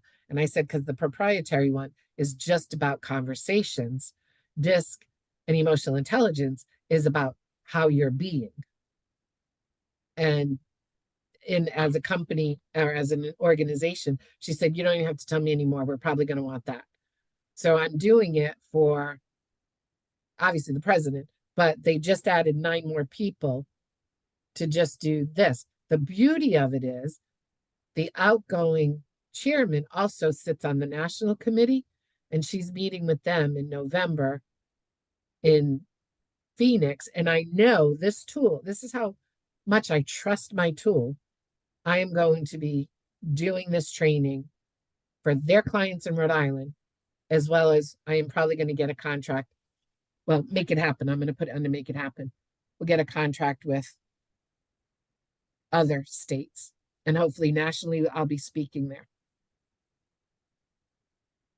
So And if somebody asks you, if any of your buddies ask you how many people have been trained on this tool, you can honestly say tens of thousands of people worldwide.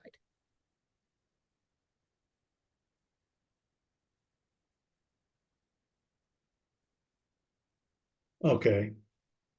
And if you're nationally speaking nationally to the HBA, is that your, what I call my rotary speech? If I'm talking, it depends, it'll be my signature talk. If I'm going to be talking to that association, Yeah. I'm going to be putting a signature talk together.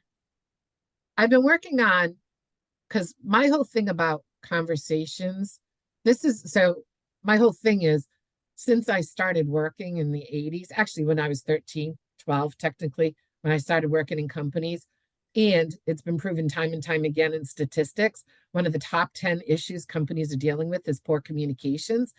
Don't you think it's time we take that off the table? This tool is going to be the start of that foundation of getting it off the table, because nobody's complaining that they don't have a communication program. It's the follow up and follow through. It's the conflict and confusion. It's the people showing up to do the talking that need to understand themselves at a deeper level so they can show up better for every conversation. Because before you utter a word, you can lose a conversation. And it's the same, it doesn't matter what conversation you're having. You're bringing your energy, you're bringing your style, you're bringing you, and we got to get you out of the way. Or we got to give you an awareness of yourself so you know what to move out of the way.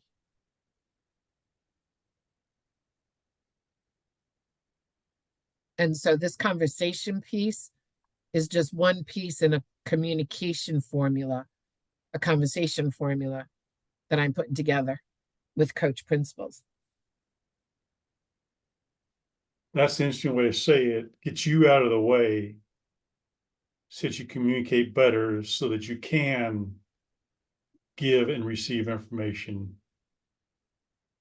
in sales and in life or in business. The way the person needs to receive it to make a decision. Right. Most people don't say yes because they can't find the decision they have to make. Because we only make decisions off of certainty. Right. So if I can't find that certainty in the thread of that conversation, how am I going to make a decision? Unless I steamroll you, like we know some people do. Where's the emotion, Paul's emotion piece of it? Because when I'm giving you the information the way you understand it, I'm coming from emotion and I'm delivering to emotion because it's in your heart. And it's the emotion of Certainty. my heart understanding, observing your emotional triggers, biases. Nope, don't even go there. Don't even go there. It's certainty is an emotion. So when I'm giving you the information in a way that you understand it, you're getting the emotion of certainty. Okay. And the way I'm coming from heart to heart is I'm talking to you. I'm talking to who you are in your DNA. And I've got my ego, my brain, my conscious mind out of the way. I'm using my emotional mind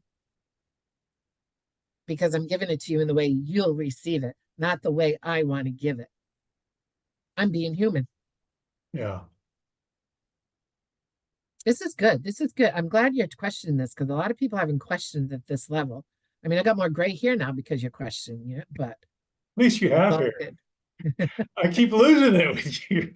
Do you notice I've lost like 100 hairs this morning alone? Just because of me?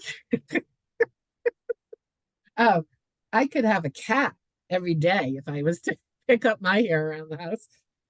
But yours grows back. Mine doesn't. Some of it isn't. That's my problem right now. Actually, I don't like how long it's gotten. I kind of liked it when it was up a little more.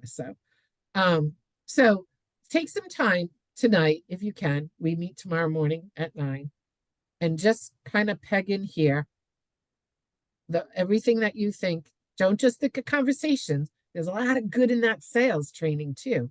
There's a lot of good in the one-on-one, I think another good thing, and this is a unique feature, is at the end of the 90 days, you don't go away. You have a maintenance package. Ooh, good one.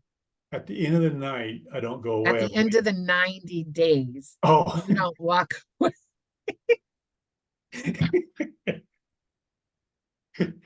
okay. You have a maintenance package, which Well, they and can, that's where I like the maintenance package, because the way yeah, I see it and working backwards, if I get 4 customers, I can grow 4 customers into 8, and then I'm happy. that's what's going to make you happy. 4 customers into 8. No, that I get traction, but what I'm saying is I gotta get one to get a proven system provided by Doug, not Carrie. I don't have to help you anymore. No, I'm just saying that I it's know. it's my brand instead of Carrie's 40 years. Yeah, yeah. And it's proven that Doug did it instead of Carrie did it. And then Joe talks about it, and he's well connected, but where I'm going with it is I know where you're going. I just have to get You have to get one comfortable. to get going. Yeah. The other thing we I have won't to be look at, happy with 4. That's just proven that, yeah, I can do this. When I don't want to work 40 hours a week anymore. mm. Let me So state let's, that. yeah. So can I come? You know what you're doing here, right? Yes. Okay. So let's talk a minute. So how connected to this do you think Joe can get? Um,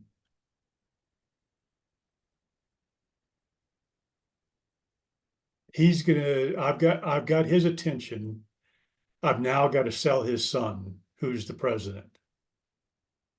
Family run business. Joe doesn't make the decisions anymore. Oh, he makes the decision, but he's not there every day executing, and the salespeople report to his son, the Okay. president. Okay. So my thing is just like anybody else who I see it as 2 different things. You have a president who I know or owner, but he's got a sales manager, and without the sales manager, Oh yeah, which buy-in. Mhm. is So so there's a couple of things that I'm thinking of as your coach, mentor. I don't know that you're ready for a client for the full 90-day system yet because you don't have the programs in place. But you are ready to start to be ready for 90 days, if that makes sense. well, that's where I see it as I'm launching and building my wings up Oh, yeah.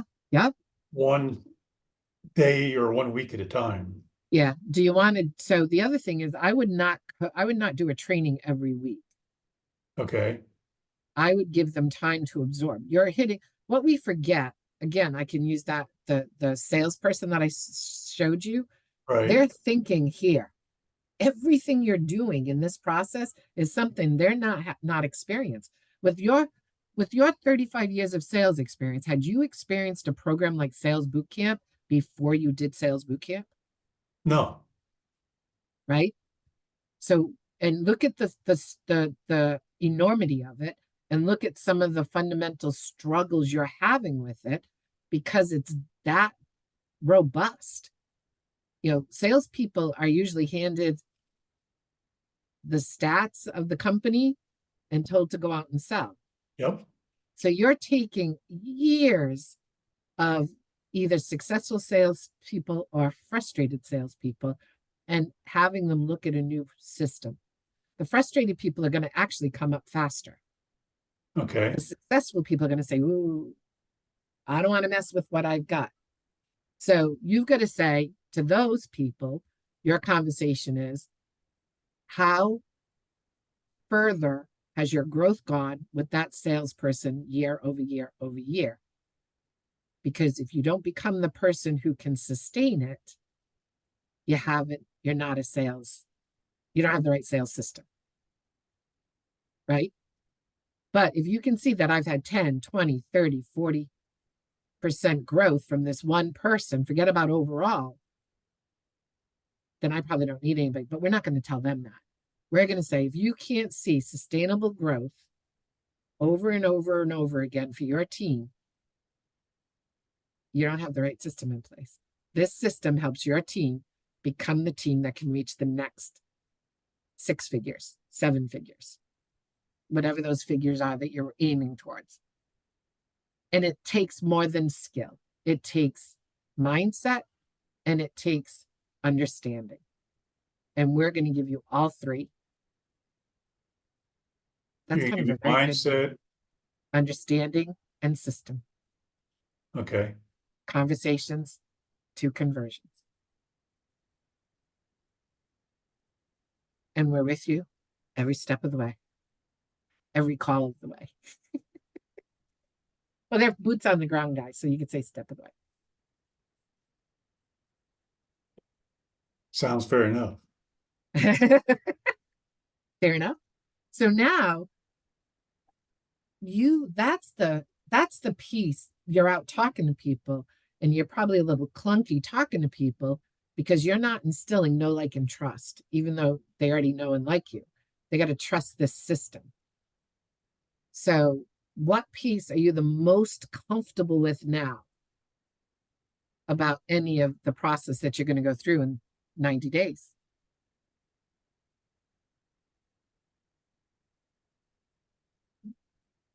Knowing it's not the product, it's the relationship, and you will gain a quicker relationship, understanding your prospect and communicating to the prospect in their language quicker than you would with the way you're currently doing it. Okay, you got the essence of it. So we'll build that 4 seconds. We'll build that script. So your first 4 corners will be that. But you got such a robust system that you can put so many features in that you're comfortable with because it's only one piece of the product. So if you're not comfortable with conversation, but if you're comfortable with the script, talking about the script, a script that gets people's resistance out of the way, in that first 4 seconds alone, we're breaking down there. I got to get off the phone.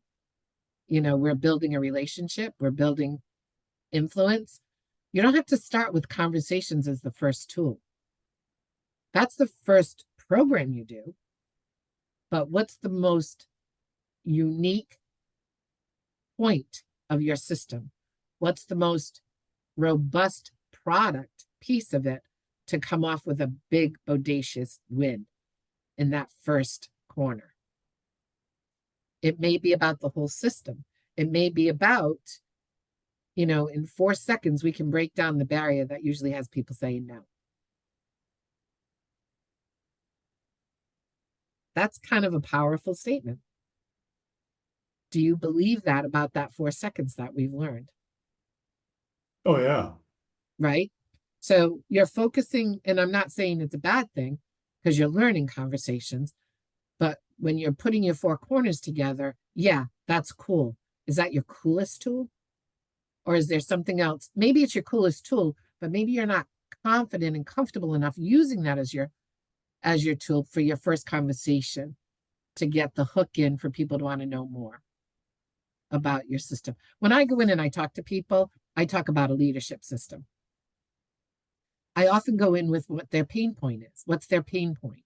Often I go in and it's because people are leaving, or it's because profits aren't growing, or because blah, blah, blah.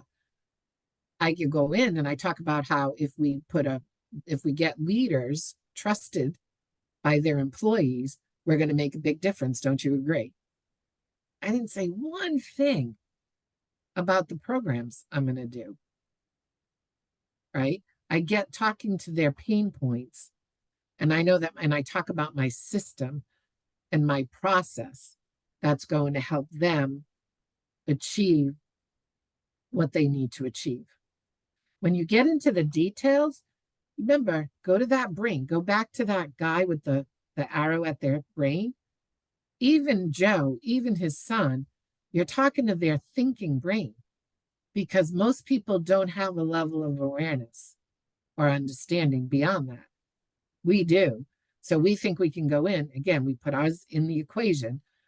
And that's what that scenario is supposed to be about, is you're coming in here talking to people at their heart, but they're still thinking in their head. So you have to think at their head, and their head right now is their problem, the outcome. So what's Joe's biggest outcome problem?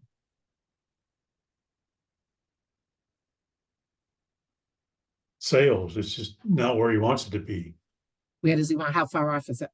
But he has 50, I'll just make up numbers, 50,000. He had expectations of 500,000 by now. Okay. So it's 10x.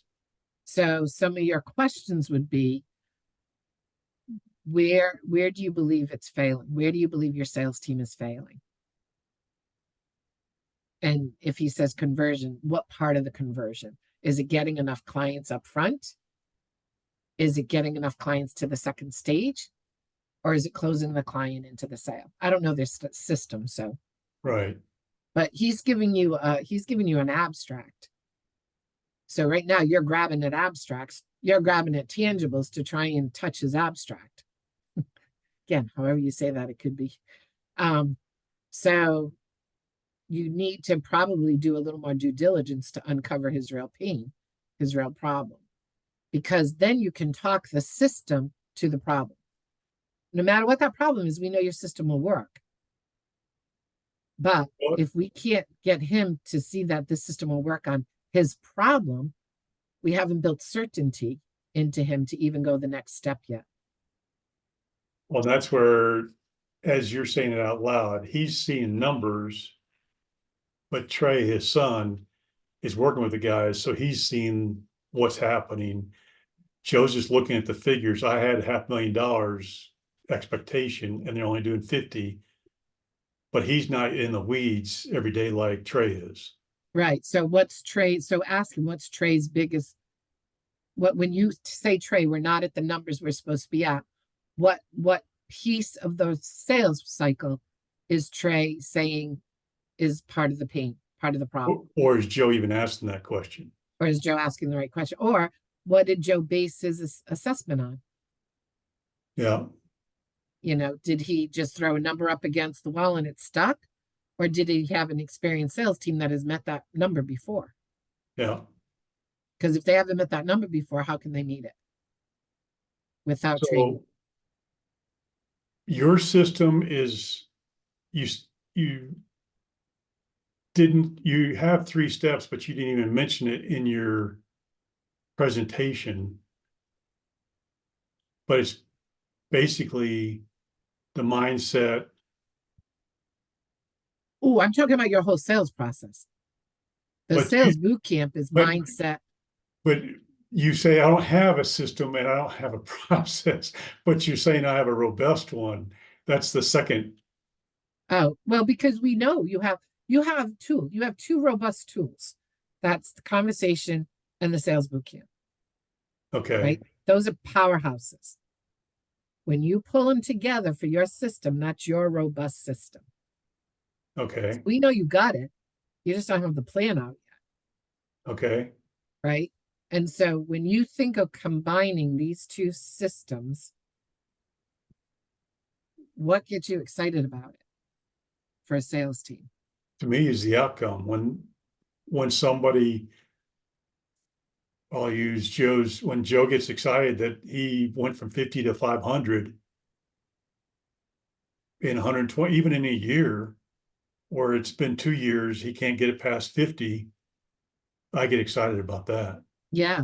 So that's, if we could get an understanding of why he can't get past 50, that'd be great. But we know why he can't get past 50, even if he doesn't. Why can't he get past 50? Well, to your point, is it the activity? Are they even calling on people? Because I'll use Temple. He's only calling what he's been calling. So he's a customer service rep. He's not a salesperson. So his behaviors haven't changed to go out and get the business down the street that he's driving by every day, that Joe's saying he's only selling commercial buildings, not selling the body shops and the hospitals. So that's your micro behavior. So his problem is he's not getting enough sales, right? Like he's playing customer service. So Right. his first micro behavior is he's not either hitting the pavement or making calls, Right. right? So that's not going to get him to 500,000. Right. What's his next micro behavior? He's not disciplined. Right.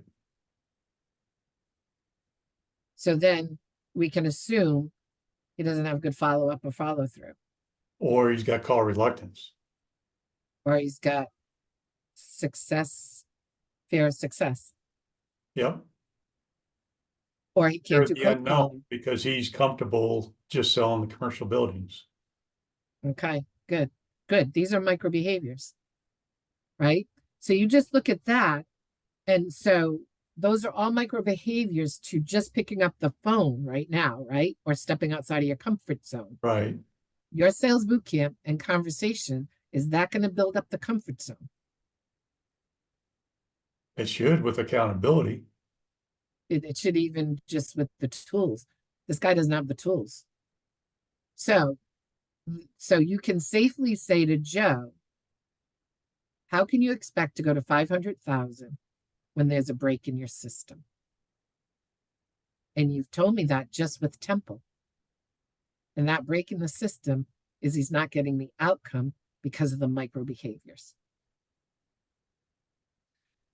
Now you're sounding like that's a real robust system. Look at what you did. You know, you kind of, and you have it in you. You know this. You're overthinking. So let's work at the wow factor up front for the first call. But Okay. and then I also want to know what your resistance is to, not your resistance, but I know you want to know the four corners. How are you going to walk through sales boot camp? Are you going to go module like they did? Or does that even make sense for this group? To me, it's custom based on where they're lacking. Yeah. And right now we know Paul's the 4 building, seconds.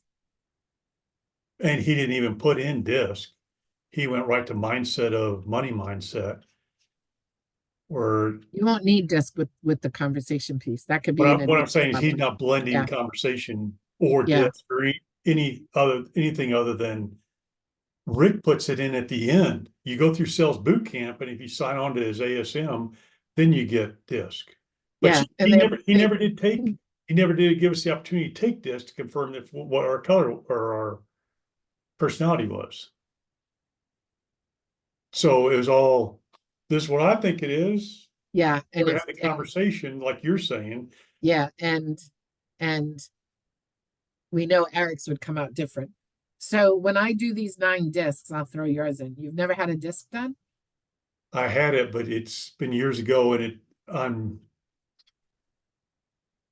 I had driver intention, and my thought is I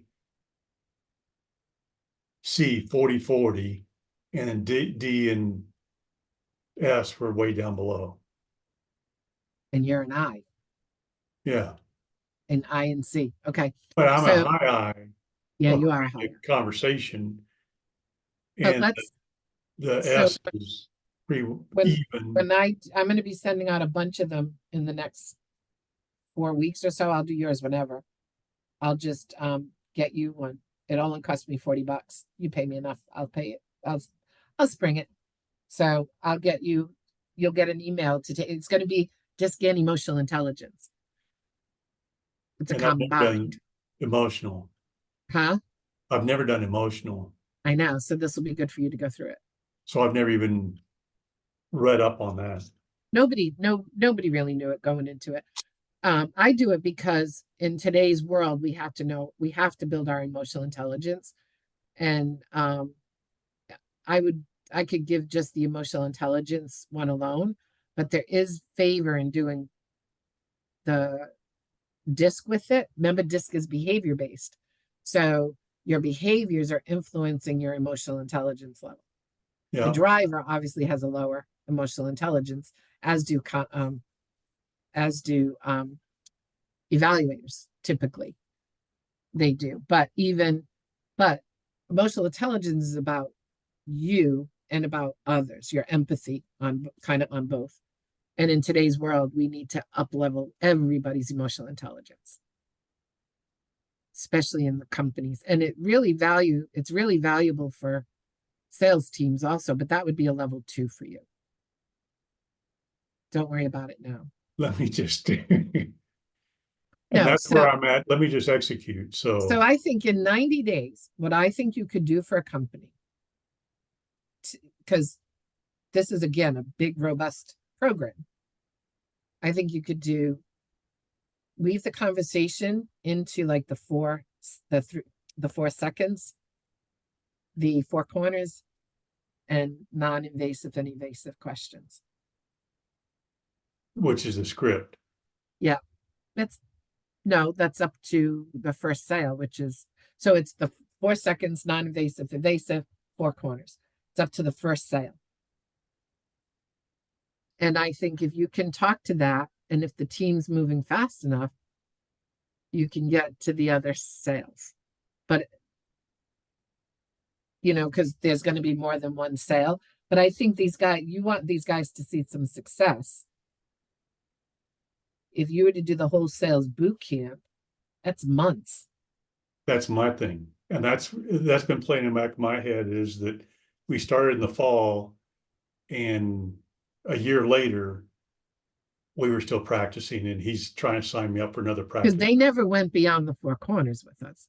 Nobody ever went beyond 4 corners with us. What I'm And I saying heard is he he never doesn't went past 14. He was Yeah. drilled in the 4 seconds, 4 seconds, 4 seconds. Yeah. Well, And yeah. then he pushed us to get us outside of our comfort zone, which I like your example better. He was pushing us instead of, as Paul says, pulling us with the examples that you're using in your I call it gamification. Yep. Yep. Which to me condenses the learning session. Yeah. But it also follows the process of experiential learning, where if they leave your room within 7 days, they're going to lose it. But if they're anchoring it through practice, through using it, they're going to have it for a lifetime. Yep. And then you're going to completely reinforce that, because when you do the 3 seconds, you can't really think about a style at that point. But when they're doing the 4 seconds, the 4 seconds, you can kind of feel into their energy, but we won't use that on level 1. That's just a go through. So when you're doing that 4 seconds training, you also do some role playing as if they're calling somebody, even though it doesn't matter in the 4 seconds, they're calling someone. Yeah. So you do some role playing on their product.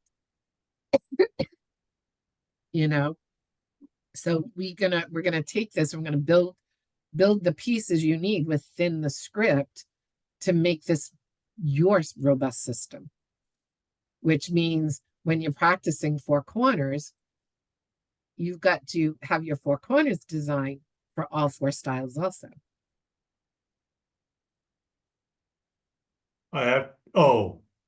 Yes. Right? Because I have to give a little more detail to a evaluator than anybody else. Yeah. I have to talk about how my feature for a relator would be maybe different than my feature for a director. If I'm talking to a director and I'm selling a sales product, I want to talk about revenue. If I'm talking to a relator and I'm talking about it, how the team will have better results. Yeah. And if I'm talking to an influencer, I would probably use the same as the relator a little bit, but I'd also talk about, and the director and the relator, you could, an influencer, you could talk about how this will give you sustainable, growable results over and over and over. So, and I always use the upper motion so that you can get to that next level figure you've been wanting to hit. It will be in your horizon. Yeah. If I said that to an evaluator, they'll say, how? So in an evaluator, I would say we have a systematic approach that tells you step by step what to do in the process so that you can have sustainable results. So it's those little tweaks that are going to keep that certainty going all the way. And then in the first 4 sections, you do get your first micro agreement. Fair enough? All right. So it's those little nuances that are going to keep them wanting more. But in every session, even the 4 corners, can you see where you can turn it into gamification? You're giving the 4 corners to this style, that style, this style, that style. Yeah. Now, what you're also doing is you're not only giving them a sales system, they're going to have to know their product better. Right. Because they have to be able to talk it at different levels than they probably ever have had to before. Probably going to weed out some salespeople along this process. Well, that was one question I asked him. I said, well, are you comfortable letting somebody go if they are not meeting your expectations? Because I can't help somebody. I can't push somebody along the way. You can pull them, but you can't push them. Use that analogy. Yeah. At 63, I'm not pushing anybody. That's too funny. Wow, we covered a lot. We did. Are you feeling more comfortable? I am. I look forward to tomorrow. I don't know if we should jump into more training tomorrow or get this done for tomorrow. I'll leave it up to you to guide me. No, I want to know what you want to know. It's your program. Do you want to be able to have better conversations with people? Sorry, wrong statement. Do you want to dial in your first conversation with like a Joe or some other people that you're talking to? We'll work on your 4 corners and kind of do that. We can build out what your program, like the modules, just kind of so you can start filling that kind of blank in. I don't know how you learn. I know how you learn, but you're like me. I can bounce all over and I'm still learning. But What we that's where haven't talked I need to about is focus so that I can start moving things forward. exactly. And that's where I'm thinking that understand my robust system. Okay. So why don't we do that tomorrow? And because that will stay with what we're talking about, because now we're going to go from there and we're going to build out your 4 corners and start looking at some of the stuff you need to start getting people excited about what you're doing. Because one of the things I wanted to talk about is the last thing you did online was Canine Vitality. So we've got to start people start hearing you talking about sales, talking about training, doing things like that. So maybe tomorrow, as we're building out your system, we'll be able to come up with some things that you can be talking about. Okay. Because then I can build as I fly. Build your wings on your way. Yep. And I just did a 7-day challenge with Les Brown, speaking challenge, and he talks about building your wings on the way down. So now we know where Paul got it. Yep. And I'm like, why isn't anybody saying on the way up? On the way down is too late. You might as well close the doors. Well, even I hear people in the Think and Grow Rich talk about going down, and Yeah, they even say, I don't know why I'm saying down because I want to go up, but they keep using down. And Paul doesn't correct them. Huh? And Paul doesn't correct them. No, because Paul says build your wings on the way down. I know. And He he's never says less. So that's in his mind. Yeah, but it's also from Think and Grow Rich. And I read Think and Grow Rich at 19, and I still say build your wings on the way up. Yeah. It's just a prettier picture than running for the whatever I need to jump out of a plane. And I'm just seeing everybody crashing. Panicking, yeah, right? But on the way up, you kind of, hey, look at this, we're flying, we're the Wright brothers. Yeah. But I think differently. It was interesting going through. I'm actually considering going further with Les Brown. Really? Yeah, a lot of people have been approaching me lately, like for the last 6 months, either Brian Tracy or but when Les Brown came through, there was 3 or 4 others. When Les Brown came through, it was like, you know what? he has heart and humor, and that's kind of how I am as a speaker. And so I kind of like his approach. I haven't finished, I recorded everything, but I haven't finished everything. But he's trying to build a legacy now of speakers and stuff. So I have an So, appointment on the the cost 26th of to his talk to program them. yet? Huh? No, Is I'm it sure gonna- it's going to be way expensive. But I don't know that I could take on the program right now either, because you and I are very intense in our time together. I'm starting a new gig with that association and I'm selling Yeah, for Mike, and I have some smaller clients. So I don't know if it's the time to take on a big, because Les will actually help you write your speech, your talk. He's also starting to build where people are coming to him looking for speakers. So he wants to, I'd be a certified Les Brown speaker. So even that just yeah, adds value. I'd like to speak more. So I think I have fun speaking. You've never seen me really in action. no, So um I that's kind of my ish. But it's funny because we were looking at titles for talks, and I was sharing with Janice, a friend of mine this morning, and I was saying, I was thinking about one of the talks was why, calling all you people pleases, stop pleasing other people first and please yourself. And she just started laughing. She goes, "Do you really want to say and please yourself first?" And I said, "Yes, I do." She goes, "Do you realize?" I go, "Yes, I do."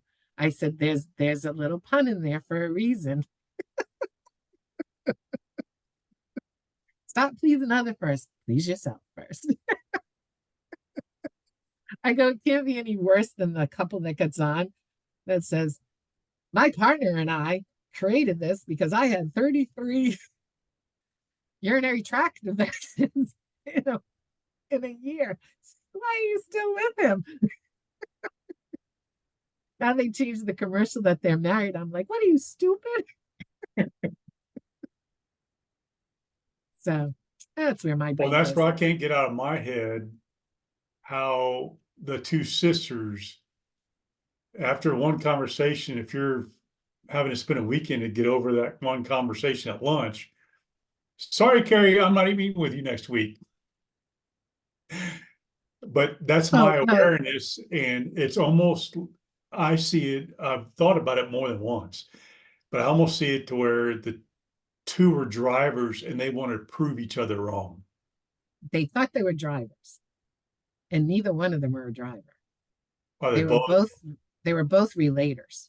That's what my second guess was. Yep. No, they both thought they were drivers. So Right. they came at it aggressive, but they actually both were supporters. So they were, That was my second guess would be yeah, relators. And so they couldn't just, they had to win over the other one because they felt so connected to that person, they had to win them over. yeah. So the other piece of it, which I don't like to talk about because it's kind of a delicate topic because it's about nationality. So they are from this group, they are from the Portuguese race. Rhode Island has a huge Portuguese race. Really? And oh yeah, Rhode Island, Southern Mass, we even have a Portuguese carnival that we call Portuguese Lala. But so I grew up with a lot of kids in that, very family oriented. My son, he'll tell the story. He always lived in the city of Providence, like downtown, the places you want to be, with all the restaurants, all the happening, Brown University, all of that. And then a friend of his bought a property outside of the proper city, still in the city, and it was a big Portuguese Hispanic community. They're very family oriented. Like every day's a party. All the family gets together for food all the time. He's like, "Mom," he goes, "I thought living in the city was noisy." He goes, "Living in this neighborhood is worse." I go, "But don't they all stop like at 10, 11 o'clock?" He goes, "Yeah." And I said, "Yeah, you're not used to that because we grew up in the burbs where everything was rolled up at 7 if you weren't in the city." I said, "That's their culture." So they couldn't not have lunch together on Fridays. Because another thing about Rhode Islanders is they're very, very disciplined in what they do on certain days. So if Friday's lunch with so-and-so, Friday's lunch with so-and-so. And if you didn't have it, everybody would wonder why. They never connected that they shouldn't have it because the family thrived on fixing the problem because family does what family does. So Yep. there's so many little things involved in that to have that family after 3 months send me a card that they all signed. I was so touched by that because everybody had to change, Yep. Well, aren't you guys getting along anymore? We didn't have to talk about you this weekend. I mean, that's the thinking. And so it was that was a big aha moment. I think the one that gets me the most is the woman who was engaged and they're in the living room and she drags them into the kitchen because I tell them to hang the Yep. signs up. And and everybody was like, are you still engaged? But the beauty of that story that I can't share is English is her second language. So the Oh, whole time I had a whole group of people in this company, English as their second language. So they were understanding what I was saying on some level, but then they had to apply it way outside of their comfort zone because the company didn't have an interpreter in there. And because it was an English speaking company and they were leadership, they felt they had to learn. And they could talk and they could understand, but I talk fast. yeah. So some of them were really kind of like deer in the headlights. So I learned to pace it and slow it down. But the gamification really helped them. Another story I don't tell is a gentleman. He was Adonis. Like this guy worked out. He was the perfect specimen of a man. I mean, just beautiful man. Anyways, I digress. So, and everybody felt that way, but he was the quietest man. So the first day I do training, I don't like people to be late. You know that about me. It's part of my story. So I close the door.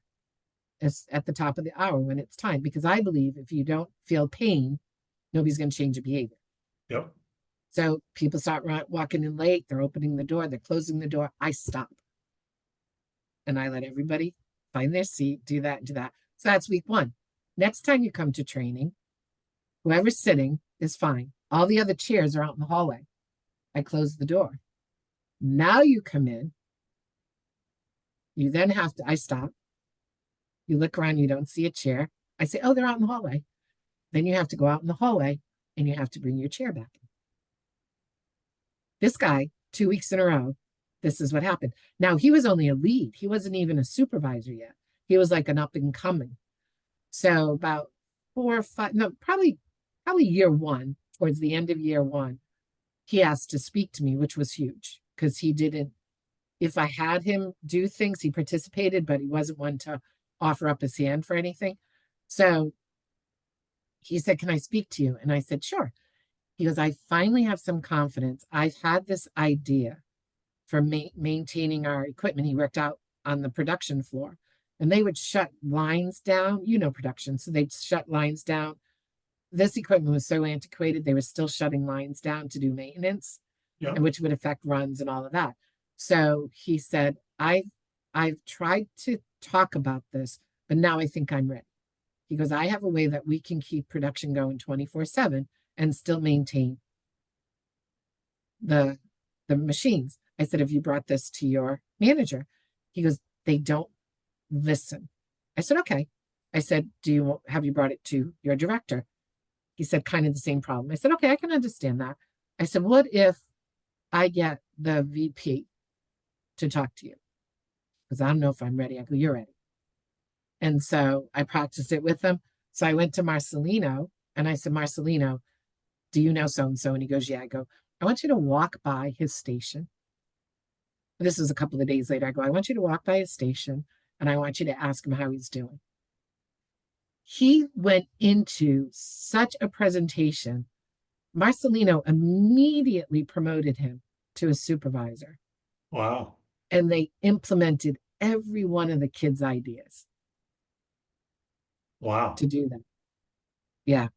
Now we did a lot more work than conversation, but if he didn't know how to talk to Marcelino, and if he didn't know how he talked, he wouldn't go back to his supervisor. Totally understood. The supervisors were kind of on their way out anyway, so I didn't push that one. But Marcelino really wanted to build a different team, so I went to him.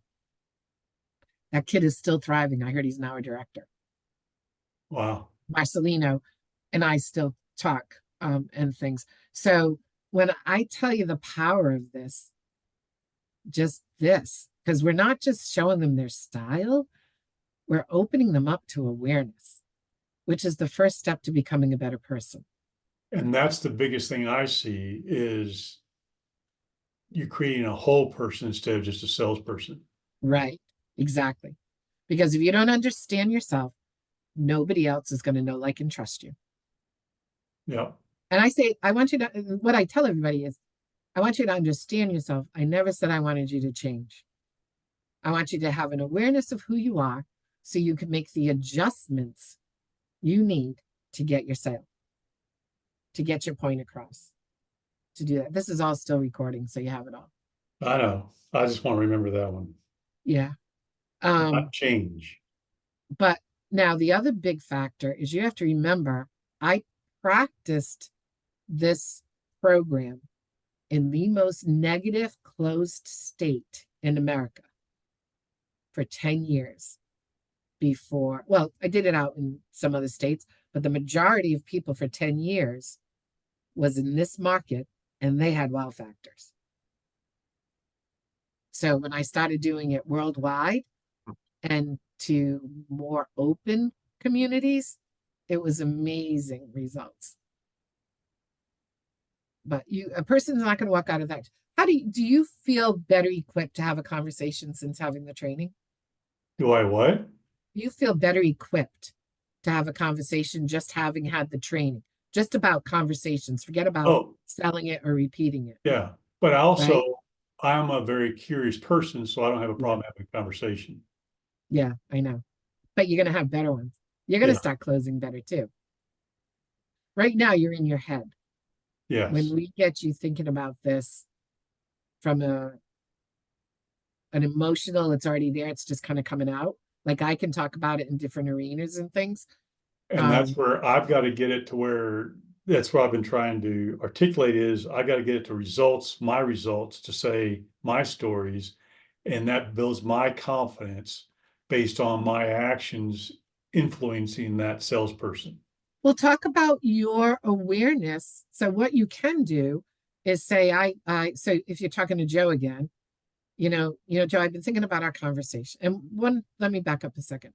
One of the things I was going to say is if you want to start changing the commitment objective, like if your goal with Joe is to show him and get him on board,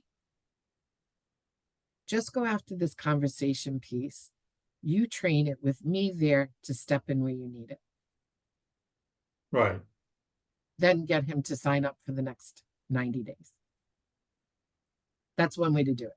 Whatever you need, I'm there to support you. Right. Just know that. But you can you've already started your story about this, because you saw a result for yourself. You saw the value of having this information. So you decided to make it part of what you offered sales teams because you could see immediately how it was going to raise their level of understanding their client. Fact or fiction, that statement. Yep. Fact. Right? Make it your own. And if that's your truth, it's going to resonate every day with people because you're coming from your heart. Have you been observing people with it? Oh, yeah. Did you do your family where you had them take the assessment yet? They haven't taken the assessment yet. There's some resistance there to woo-woo. It's not woo-woo. This is a fact. It's DNA. I know. I know. Also, but yours is easier to score because it's 1, 2, or 3. Who's got the biggest number? I've never assessed a DISC. So that's where DISC is complicated. DISC is 72 pages with emotional intelligence. yeah. Wait till you see it. And I think half of it is I use DISC. I think it's a great tool when you're working with a team and you're responsible for their performance, all pieces of them. But in a conversation, 90% of the time it will be their dominant style, their natural style. But every now and then it isn't. And I want people, I have my assessment still because there's a big difference in a behavior versus something that's in your core. Yeah.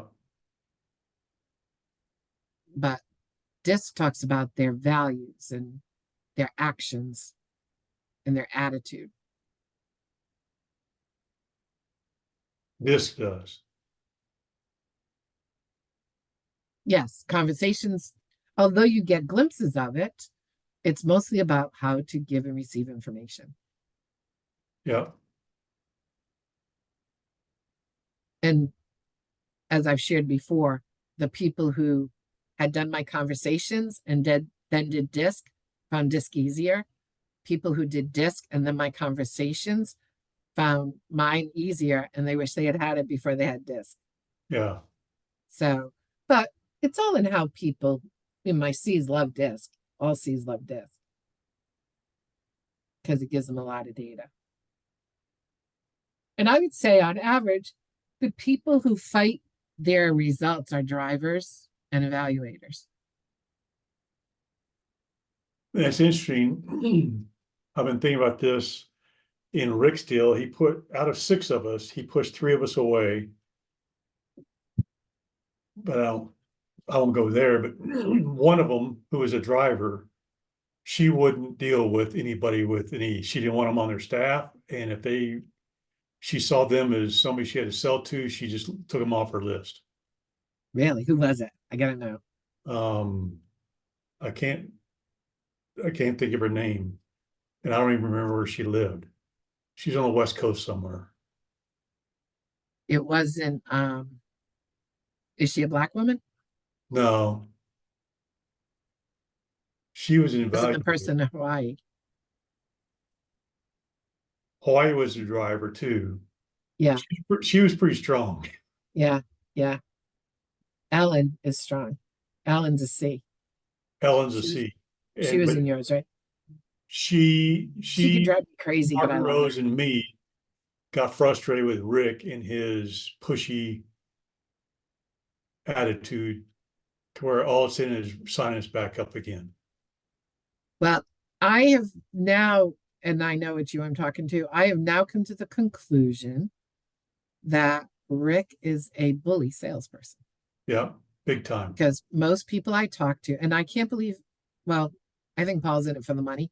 I can't believe Paul would have somebody like that on his staff. But he gets results. But people end up hating him. And I saw it in action with Cialdini when I got him a 3-way call. Oh my God. Don't It even get me was started on so that. strong. And he pushed one of the guys over the edge. He pushed MIT to not take my phone call. You told me that. And I'm talking to her again, and I said, I'm not selling Cialdini. So she may do something. Good. That's Okay. even better. Yeah. But I also have heard that Nick and Justin are no better. Oh, they're worse. They're like Yeah. they're Oh. like And they're Keystone Cop. teaching. And they're teaching. They're right like now. Keystone Cops, and it's just like, really? Totally But you know, unprofessional.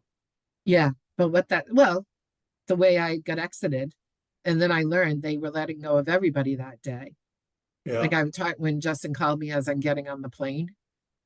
Yeah. And I'm like, are you seriously doing this now? You can't wait. Instead of telling me there was no reason not to wait until Monday because they were eliminating everybody. Yeah. But I couldn't even get him to hear what I was saying. And then the freaking email that he sent out, Carrie's no longer with Cialdini Institute. I'm your contact. That was it. Well, like, even when the chat on the Zoom call with those two got to be negative because the people, Yeah. You're not answering our questions. You're just tooting your horn. And where's reciprocity? People start naming off the 7 things that they're not doing. It was just Nick and Justin show of how great they were. So, but anyway, I'm looking forward Well, to but you getting, know what? The way I see it is Cialdini is still a good program. I'm looking at it. I met a nice young man, Dean, his name, not Dean, our Dean. This man, Dean, he was on part of my breakout session yesterday for the training. Young kid, he works in a warehouse, but he's doing the practitioner program. I don't know if he must be signed up. I don't know, because now the mastermind, it can be people who are not part of the sales team and people who are not part of the professionals. They can come in as practitioners. So he was looking for some other information from me because he's very anxiety ridden, very impressive young man. So I turned him on to a guy who used to sell for Dr. Aziz, who's really good with anxiety and social anxiety in particular. And this guy and his brother both had it. So I gave him some information. His influence challenge was on how he was going to build his social network. It was really great talking to him. So I emailed him today because I want to talk to him. I want to get his backstory a little bit. Because he actually had great ideas for the two other, me and another guy, Mark, who's out of the UK. Mark's going to lose the deal that he's working on, but Dean was very good. Like he reminded me of handwritten notes. Like I'm trying to break through the barrier of dental practices. And I was like, dang, why did I forget that? And then I took it a step further. And when I was talking to Mike, he goes, well, we'll send that. I go, no, these are handwritten. I go, I'm going out and I'm buying a bunch of thank you cards. I have stamps, and even if I can't get that frontline person to move you on to the office manager, I'm going to send a thank you for taking my call. I appreciate you taking time out of your day card. And yep, then I'm going to send it off, and a couple of days later, call back. A week later, call back. And Mike's like, wow, that should work. And he also gave me, he goes, the need of the dental practice is more clients, but what's the need of the people you're trying to get to and the person you're trying to get through? And I was like, brilliant. This is a young kid and stuff. So I want to talk to him. Then the guy, Mark, he's doing sales training for a pharmaceutical company, works for a big company. They call him and he's a consulting. And they, at the last minute, they're always been data driven. And this time they wanted the data. They didn't want any data. So he put his sales training together on relationship, all of that. And then they came back and they said, we want 4 sessions on the data. So he's kind of pushing back, saying that's not going to work. So Dean gave him some great ideas about get a champion on his side from the medical field or something like that who values that. And when I was talking to him, I said, maybe what you should do, and I was thinking a little too honest for this guy. I said, I'm feeling your resistance to change. And it's the 11th hour, so I totally get that. I go, but you also say this is a big client, and if you insist they don't do it, you may lose the thing. I go back to what Bass said, that everybody thinks in the outcome. So when you meet with them tomorrow, get their micro behaviors on the table. So then you can start talking to those. I go, but the other thing you may want to do is you just have to rethink what you were going to do and embed it into the data training.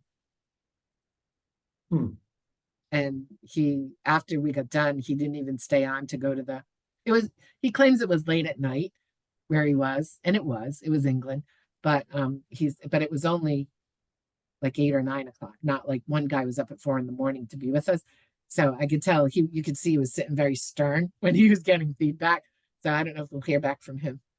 But so the point I was going to make, I went off, is that stay connected to Cialdini. It's still a great program, and they're going to figure it out. oh yeah. And Oh, if I'm they not, don't figure it I out, just don't, I want to sell my program using the principles, exactly. and my goals are driven by what I don't want as much as what I want. And so I'm looking what Rick is doing and what I don't want to be and what I want to be. When are you Like going to step away from Rick? when I've already disconnected. Oh, Oh yeah. Yeah. oh. Are you So doing his now site thing? no, I disconnected from that too. Yeah. I still got to do that pro stuff that I bought. I still think that's going I've to be disconnected from something. NowSite completely, so I don't have NowSite. Oh, They don't have any customer service. That issue we had with Gain and Vitality, and they didn't get it, and they couldn't fix my problem after we finished that in December. So February 1, I disconnected them. Rick, I disconnected in January.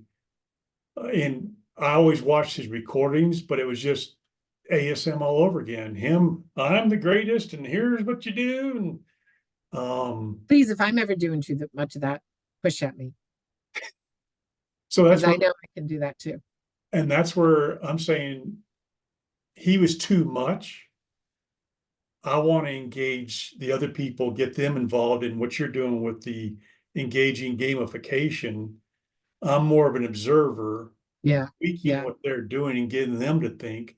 And I'm thinking less, but I'm exactly. contributing more. So one of my questions for you today, and I have a 4:30, so I do have some time. I'm actually meeting with Debbie Leonard after this. Yay. Yeah. Tell her I said hi. And I got, Yeah, we've been doing some work. In fact, she's doing culture, and I think I shared this with you, maybe I didn't. She's doing culture training, and she's not really looking to step outside of that. So we talked about collaboration, and I talked about sales with you. And I didn't talk about my conversation with her, but you're again another person she can use, and she's going to try and build right in Colorado. What I did say to her is, if you don't want to do sales, or if there's something you don't want to do, reach out to me, because between Doug, myself, because she knows you and I are talking, I go, between Doug and myself, we probably have it to help you. And she loved that collaboration piece. So probably what get you some I'm stuff looking at it there. is I've got people on my bench. Who can I put on my bench? And you're my HR person. Debbie has been back. I haven't been with Rotary in 20 years, so she's heavily into Rotary in Denver. Yeah, yeah, But I want to start a presentation in front of people I'm not going to lose, which is church. Then moving, I got a lot of Rotary contacts here. There's 5 clubs here in Colorado Springs, plus her in Denver, and keep growing it from there. But so um, yeah, your church, I like that idea, because that they need the conversation piece if you got right, nothing else practicing there. But think of um think of associations. Associations are always looking for speakers. So just what we talked a little bit about, the head, the heart, the thing, we can make a mini talk for you very easy. Not we, but you can make one. I could help you with it if you wanted, to really make it something that leads people to the system. That's kind of your first conversation with these leads. You don't want to be going into necessarily selling them right away. You want to go in, well, this is what I'm doing now, right. so work on that. So tomorrow we'll do more of this. And the other thing I had thought of, and that's why I was putting together the thinking and the awareness originally, is you've never really built out training content, have you? I've never, No, have you built out training never. content? Never. Okay. That's what I thought. That's where I'm not connecting, and that's where tomorrow is starting to connect and how I can blend, because Yeah. I've seen Regina do Rick's, John Nimmo do boot camp, and John even admitted it halfway through. I'm off script. I'm gonna just talk to you, and somebody must have talked to him, but it's still robotic. Yeah. Um, Yeah. and So Regina, and then the Hawaiian girl. I even went out of my way and said, "Oh, I'll support you." I was the only one. I won't get into my personal, but she read the whole thing, and it's like, Regina, I thought more of you. The other gal, she's a driver. She's Regina, more Regina doesn't have it down. She's getting better, but she's using a lot of scripting too. And this is what I've well. been Paul breaking. teaches. Here's my script. But he says make it your own. I know, but The first mastermind that the whole group did was his 5 lessons that he gave for free. So myself, myself, Corinne, there were 4 or 5 of us that stepped up, because I've created content enough. So they came to me and asked me if I wanted to do it. Sam and oh, who's the gentleman just had a baby? Brussels, not Brussels. Oh, the nonprofit fire guy? No. Oh no, that's a good guy. No, he used to be with Empowered Living. Florin. Did you ever meet Florin? No. He lives out in like Spain or somewhere. He's all over the place. Anyways, they came to us anyway. So our goal was to take the scripts. It was when Roddy did his Get Good First for stories and stuff. And so they wanted, Paul was advocating, make them your own, make them your own. And so the whole thing, it was a 5-week program. So every week we went through one of the scripts. People didn't know how to take the scripts and interpret them. They didn't know how to move them into content. They didn't know how to put a story together, any of that. So that's what we did. So I had Craig. I had the best group. Camille, Craig, Dean, Michelle Caprio showed up. She thought it was an onboarding. She didn't even know it was, but she stayed. So we had and we actually went an extra week. So I showed them how to extract the content from the script. Like, what are the key points? And then put your stories around that content. And people started getting it a little bit. But I was naturally able to put content together because there wasn't anybody selling anything at that point to do it. And I was always a creative writer, so it was easy for me to do that stuff. So my point is, I created for the group that went through the training some of the key things when you're putting content together. I'm going to dust that off and give that to you. Probably going to start putting this stuff in Grow Commerce so you have it. That'd be sweet. Or is it easier just to get my YouTube? What's easier for you to get it in? Either one's a click away.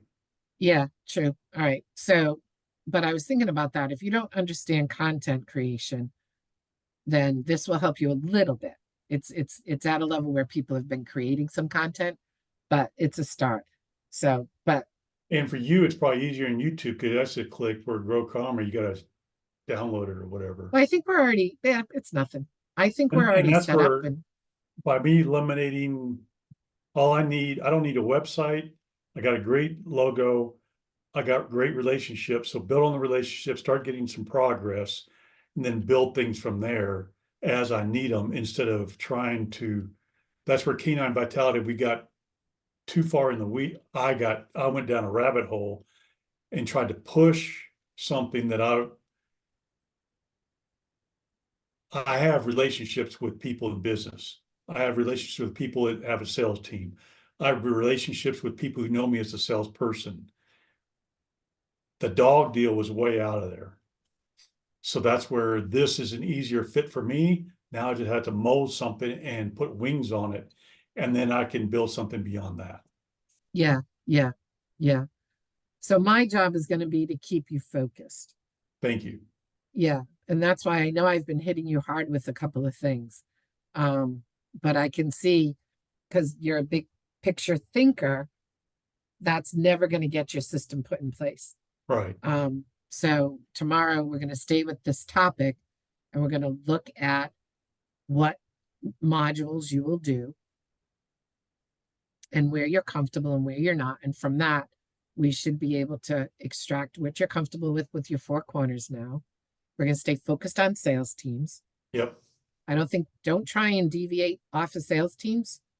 No. Get good first here, and conversations is just a model, is just a workshop in your program. Yep. And it's just going to be, we're going to weave it into other programs in your program, workshops, because it makes sense. Yep. Just like when you do the influence, you'll be putting that in where it belongs. And that's where I see the conversation is a lead magnet to everything else. Exactly. That's the one. So my other question is based on what we know about the guy in Temple with having fears of making calls and doing stuff like that. Is that a resistance you think that team has? Oh, definitely. Yeah. So maybe and I see it as the old successful ones are call resistant because they never learned. right, or they're out of practice.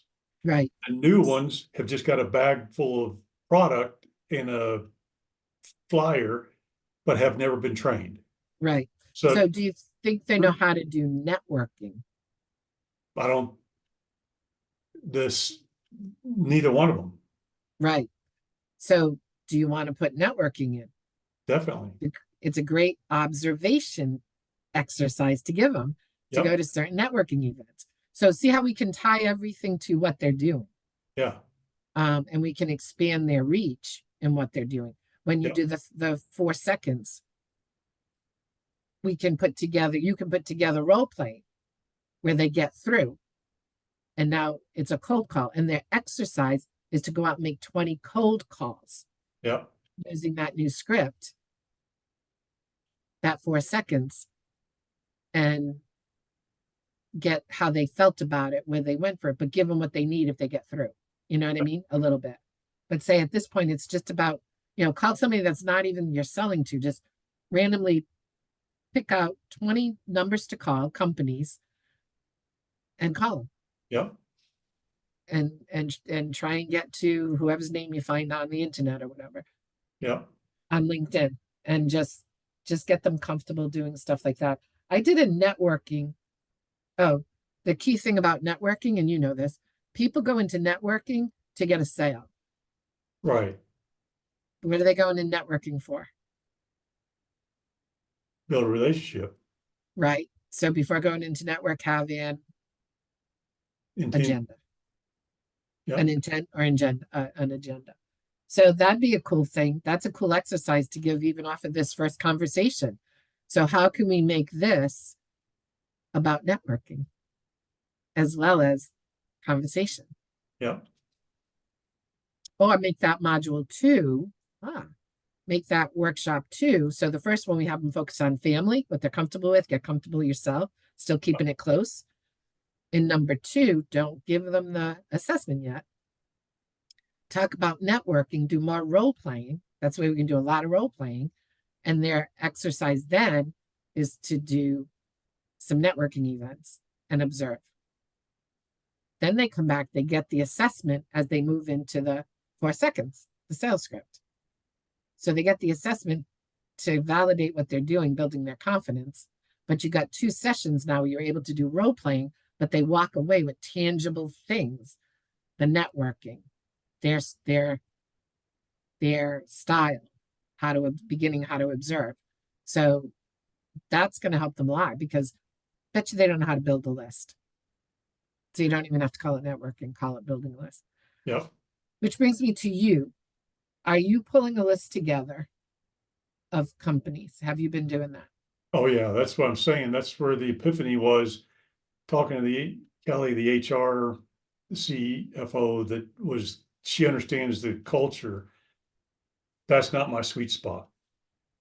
She also is uncomfortable talking to me about it because she sees me as a salesperson selling the promotional products, where Joe saw me as a salesperson selling promotional products with 30 years experience. Yeah. In my 40 years of experience into his, and my tenure and Mm. wisdom. And that's where John and I started talking at church, thinking about Wisdom. wisdom. He says, you're onto something there. And that's where he brought in he's probably my age too. And he Yeah. goes, this is the book I'm writing. And we both understand this. These kids don't know how to communicate. I said, that's why I'm doing communication, Yeah. conversation to communicate to conversion. Yeah. I think you're onto this. I've been saying this is, if I had it my way, I'd be doing sales teams. But I'm so deep into other stuff right now, I can't get to sales teams. Well, So I that's my love helping sweet you spot, build that the out. sales Exactly. teams. And So also why, sales teams, I can see results quicker than right? HR. So why would I even build out sales when I have you and Dean has it? Dean has to get a lot more experience, but he has. Dean is I love Dean. Dean speaks Paulisms way too much, and a little bit of, he's struggling right now. He's going through a transformation of who to believe and who to listen to. He had a really tough time at the sales boot camp in person. No, not the sales boot camp, the last event, the last live event, which was December. he had a really tough time with how he was treated by Rick because he didn't pull out his credit card for something. And I warned him. I said, as soon as you don't pull out your credit card, you're gone. Yeah, he's Yep. not your best pal. And he's like, oh no. I go, trust me, that's what happens. Happened to me, happened to Camille, happened to a lot of people. But it's sad because I think Rick is a really good person.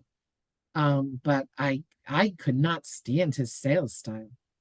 Yeah. That's guerrilla marketing. I just can't do it. It's But I'm not, mafia marketing to me. So, yeah, yeah, yeah. It's the reason why he's a psychologist.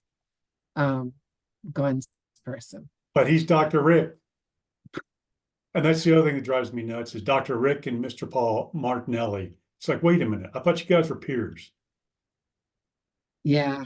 Why Well, is it not Rick? And people called me out. Why aren't you calling him Dr. Rick? I said, because he's because he Rick. says Rick. Why am I not calling him Mr. Martinelli? It's Paul. He doesn't want to be called Mr. Martinelli. The only one that calls him that is Dr. Rick. And Rick does it because he says out of respect. But I don't I don't know. I got in trouble because I didn't pick up the phone for a president when I was young. I was working for a bank and we changed over presidents. And it was at the end of the day. Nobody was there. So I'm over in another area cleaning up or doing something. And the new president comes walking and they had paged that he had a call. I didn't recognize him because I didn't know him.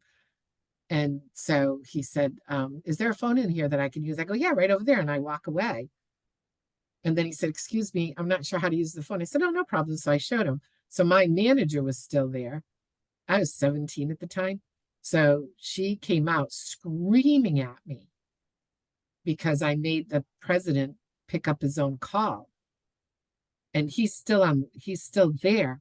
And I said, does he not put his pants on the same as us every morning? He should know how to pick up a phone. She wrote me up. See, that's my military. He's not in uniform, so I don't have to salute him. Exactly. He's the next door neighbor. So I don't care if he's a general or a private, he's equal. Yeah. Yeah. And I doctors worked the with, same way. yeah, I worked with, when I was at Fort Huachuca, when we first landed in Arizona, my husband was in Sierra Vista by Fort Huachuca. So I got a job with a company. They were all former colonels and generals, bigwigs. They all they worked for one of the big ones in Alexandria, Virginia, but they landed in Fort Huachuca because they did sales, they did officer training. So we were training them on technologies like Word and Excel and stuff like that. And I was hired as the office manager. That's where I put the bombs on all the screens and stuff. But I mean, there were Colonel Chaplain, like blah blah blah blah. So I knew them all just by their name. And then the soldiers, because we were training officers, so the officers come in, and I had to learn etiquette for when the officers came in. I said, "But you're all colonels and generals, and I don't have to have etiquette." And they're like, "We're not in uniform." And my brother-in-law was stationed in, my sister and brother-in-law was stationed in Montgomery, Monterey, and he was in charge of a lot of the troops here, but I didn't know that in Fort Huachuca. So about 6 months into my training, he calls me, he goes, so what are you doing in Fort Huachuca? I go, what are you talking about? Just doing my job. He goes, yeah, we're hearing about Carrie Beers and her bombs on computers. I was like, what? He goes, we think it's hysterical that you did that. Fast forward, his 60th birthday party. Now, this was in the 90s. So his 60th, when I moved back here, so in 2000, he's overseeing platoon still from Fort whatever's in Virginia as a civilian. A lot of these guys come to his house and they go, is she here? My brother-in-law goes, yes, she is. And I go, who they looking for? And they all point and they go, you. And some of them were people who are at Fort Huachuca and they remembered the bombs. I had a lasting impression on people. You do. Well, No. wait for your next call. Think about it. I need a designer. Do you have anybody that can help me? Not you, somebody For else. what? For what? Just a sign I gotta make. I got their logo and the concept. We just need it's a directional sign for a church service. So Is it something I can do for you? but I don't, I want somebody I could pay to do it because I'm gonna charge them. Can I do it for you? I don't know if I can afford you. No, no, no, no. I want to do it for you and then you can still charge them and don't pay me. I'll send you the concept and then see if it's something you want to do. See what if it's because I do this at night when I'm relaxing, but see if Oh, it's something, what kind of a sign, like how big of a sign? That would be the other it's thing. a church sign that they're going to put on the street, church service. I don't know if Canva would let me do that big of a project. So even if you did 8.5 by 11, then I can send it off to plant. Okay, yeah, I'll help. You know, what I started to tell you is that group that I worked with, they were also part of the National Baptist Association and they needed a logo. So I created the National Baptist logo. Now, my husband and his family was from Detroit. That did not go over well at all. I'm surprised that it did it with your parents being Catholic. I don't know if I told them. Well, Yeah. they knew I worked for the group. They knew I worked for the company. I don't know that I shared that with my parents, but I created it and my husband was like, we cannot tell my parents. And I didn't think anything of it. And I showed them the logo. My husband's like, you just love to push their buttons. I said, well, people should not be unkind to other people, regardless. I go, you call yourself Catholics. Oh, and that's my one thing. Carrie, have a great meeting. I look forward to seeing you first thing in the morning. Bright and early. It's getting clear. Thank you. I hope so. Oh, the next thing tomorrow, make sure we pick a block of time. Did you see my note about that for next week to keep this Oh, moving? but that's I what have gonna let, we'll talk it tomorrow. okay. Is that how you get your exercise? And that it must be Those spring no time. seams, those no seams that you can't get, but you can see them. Yep. All right, have a good one. Cheers. Bye.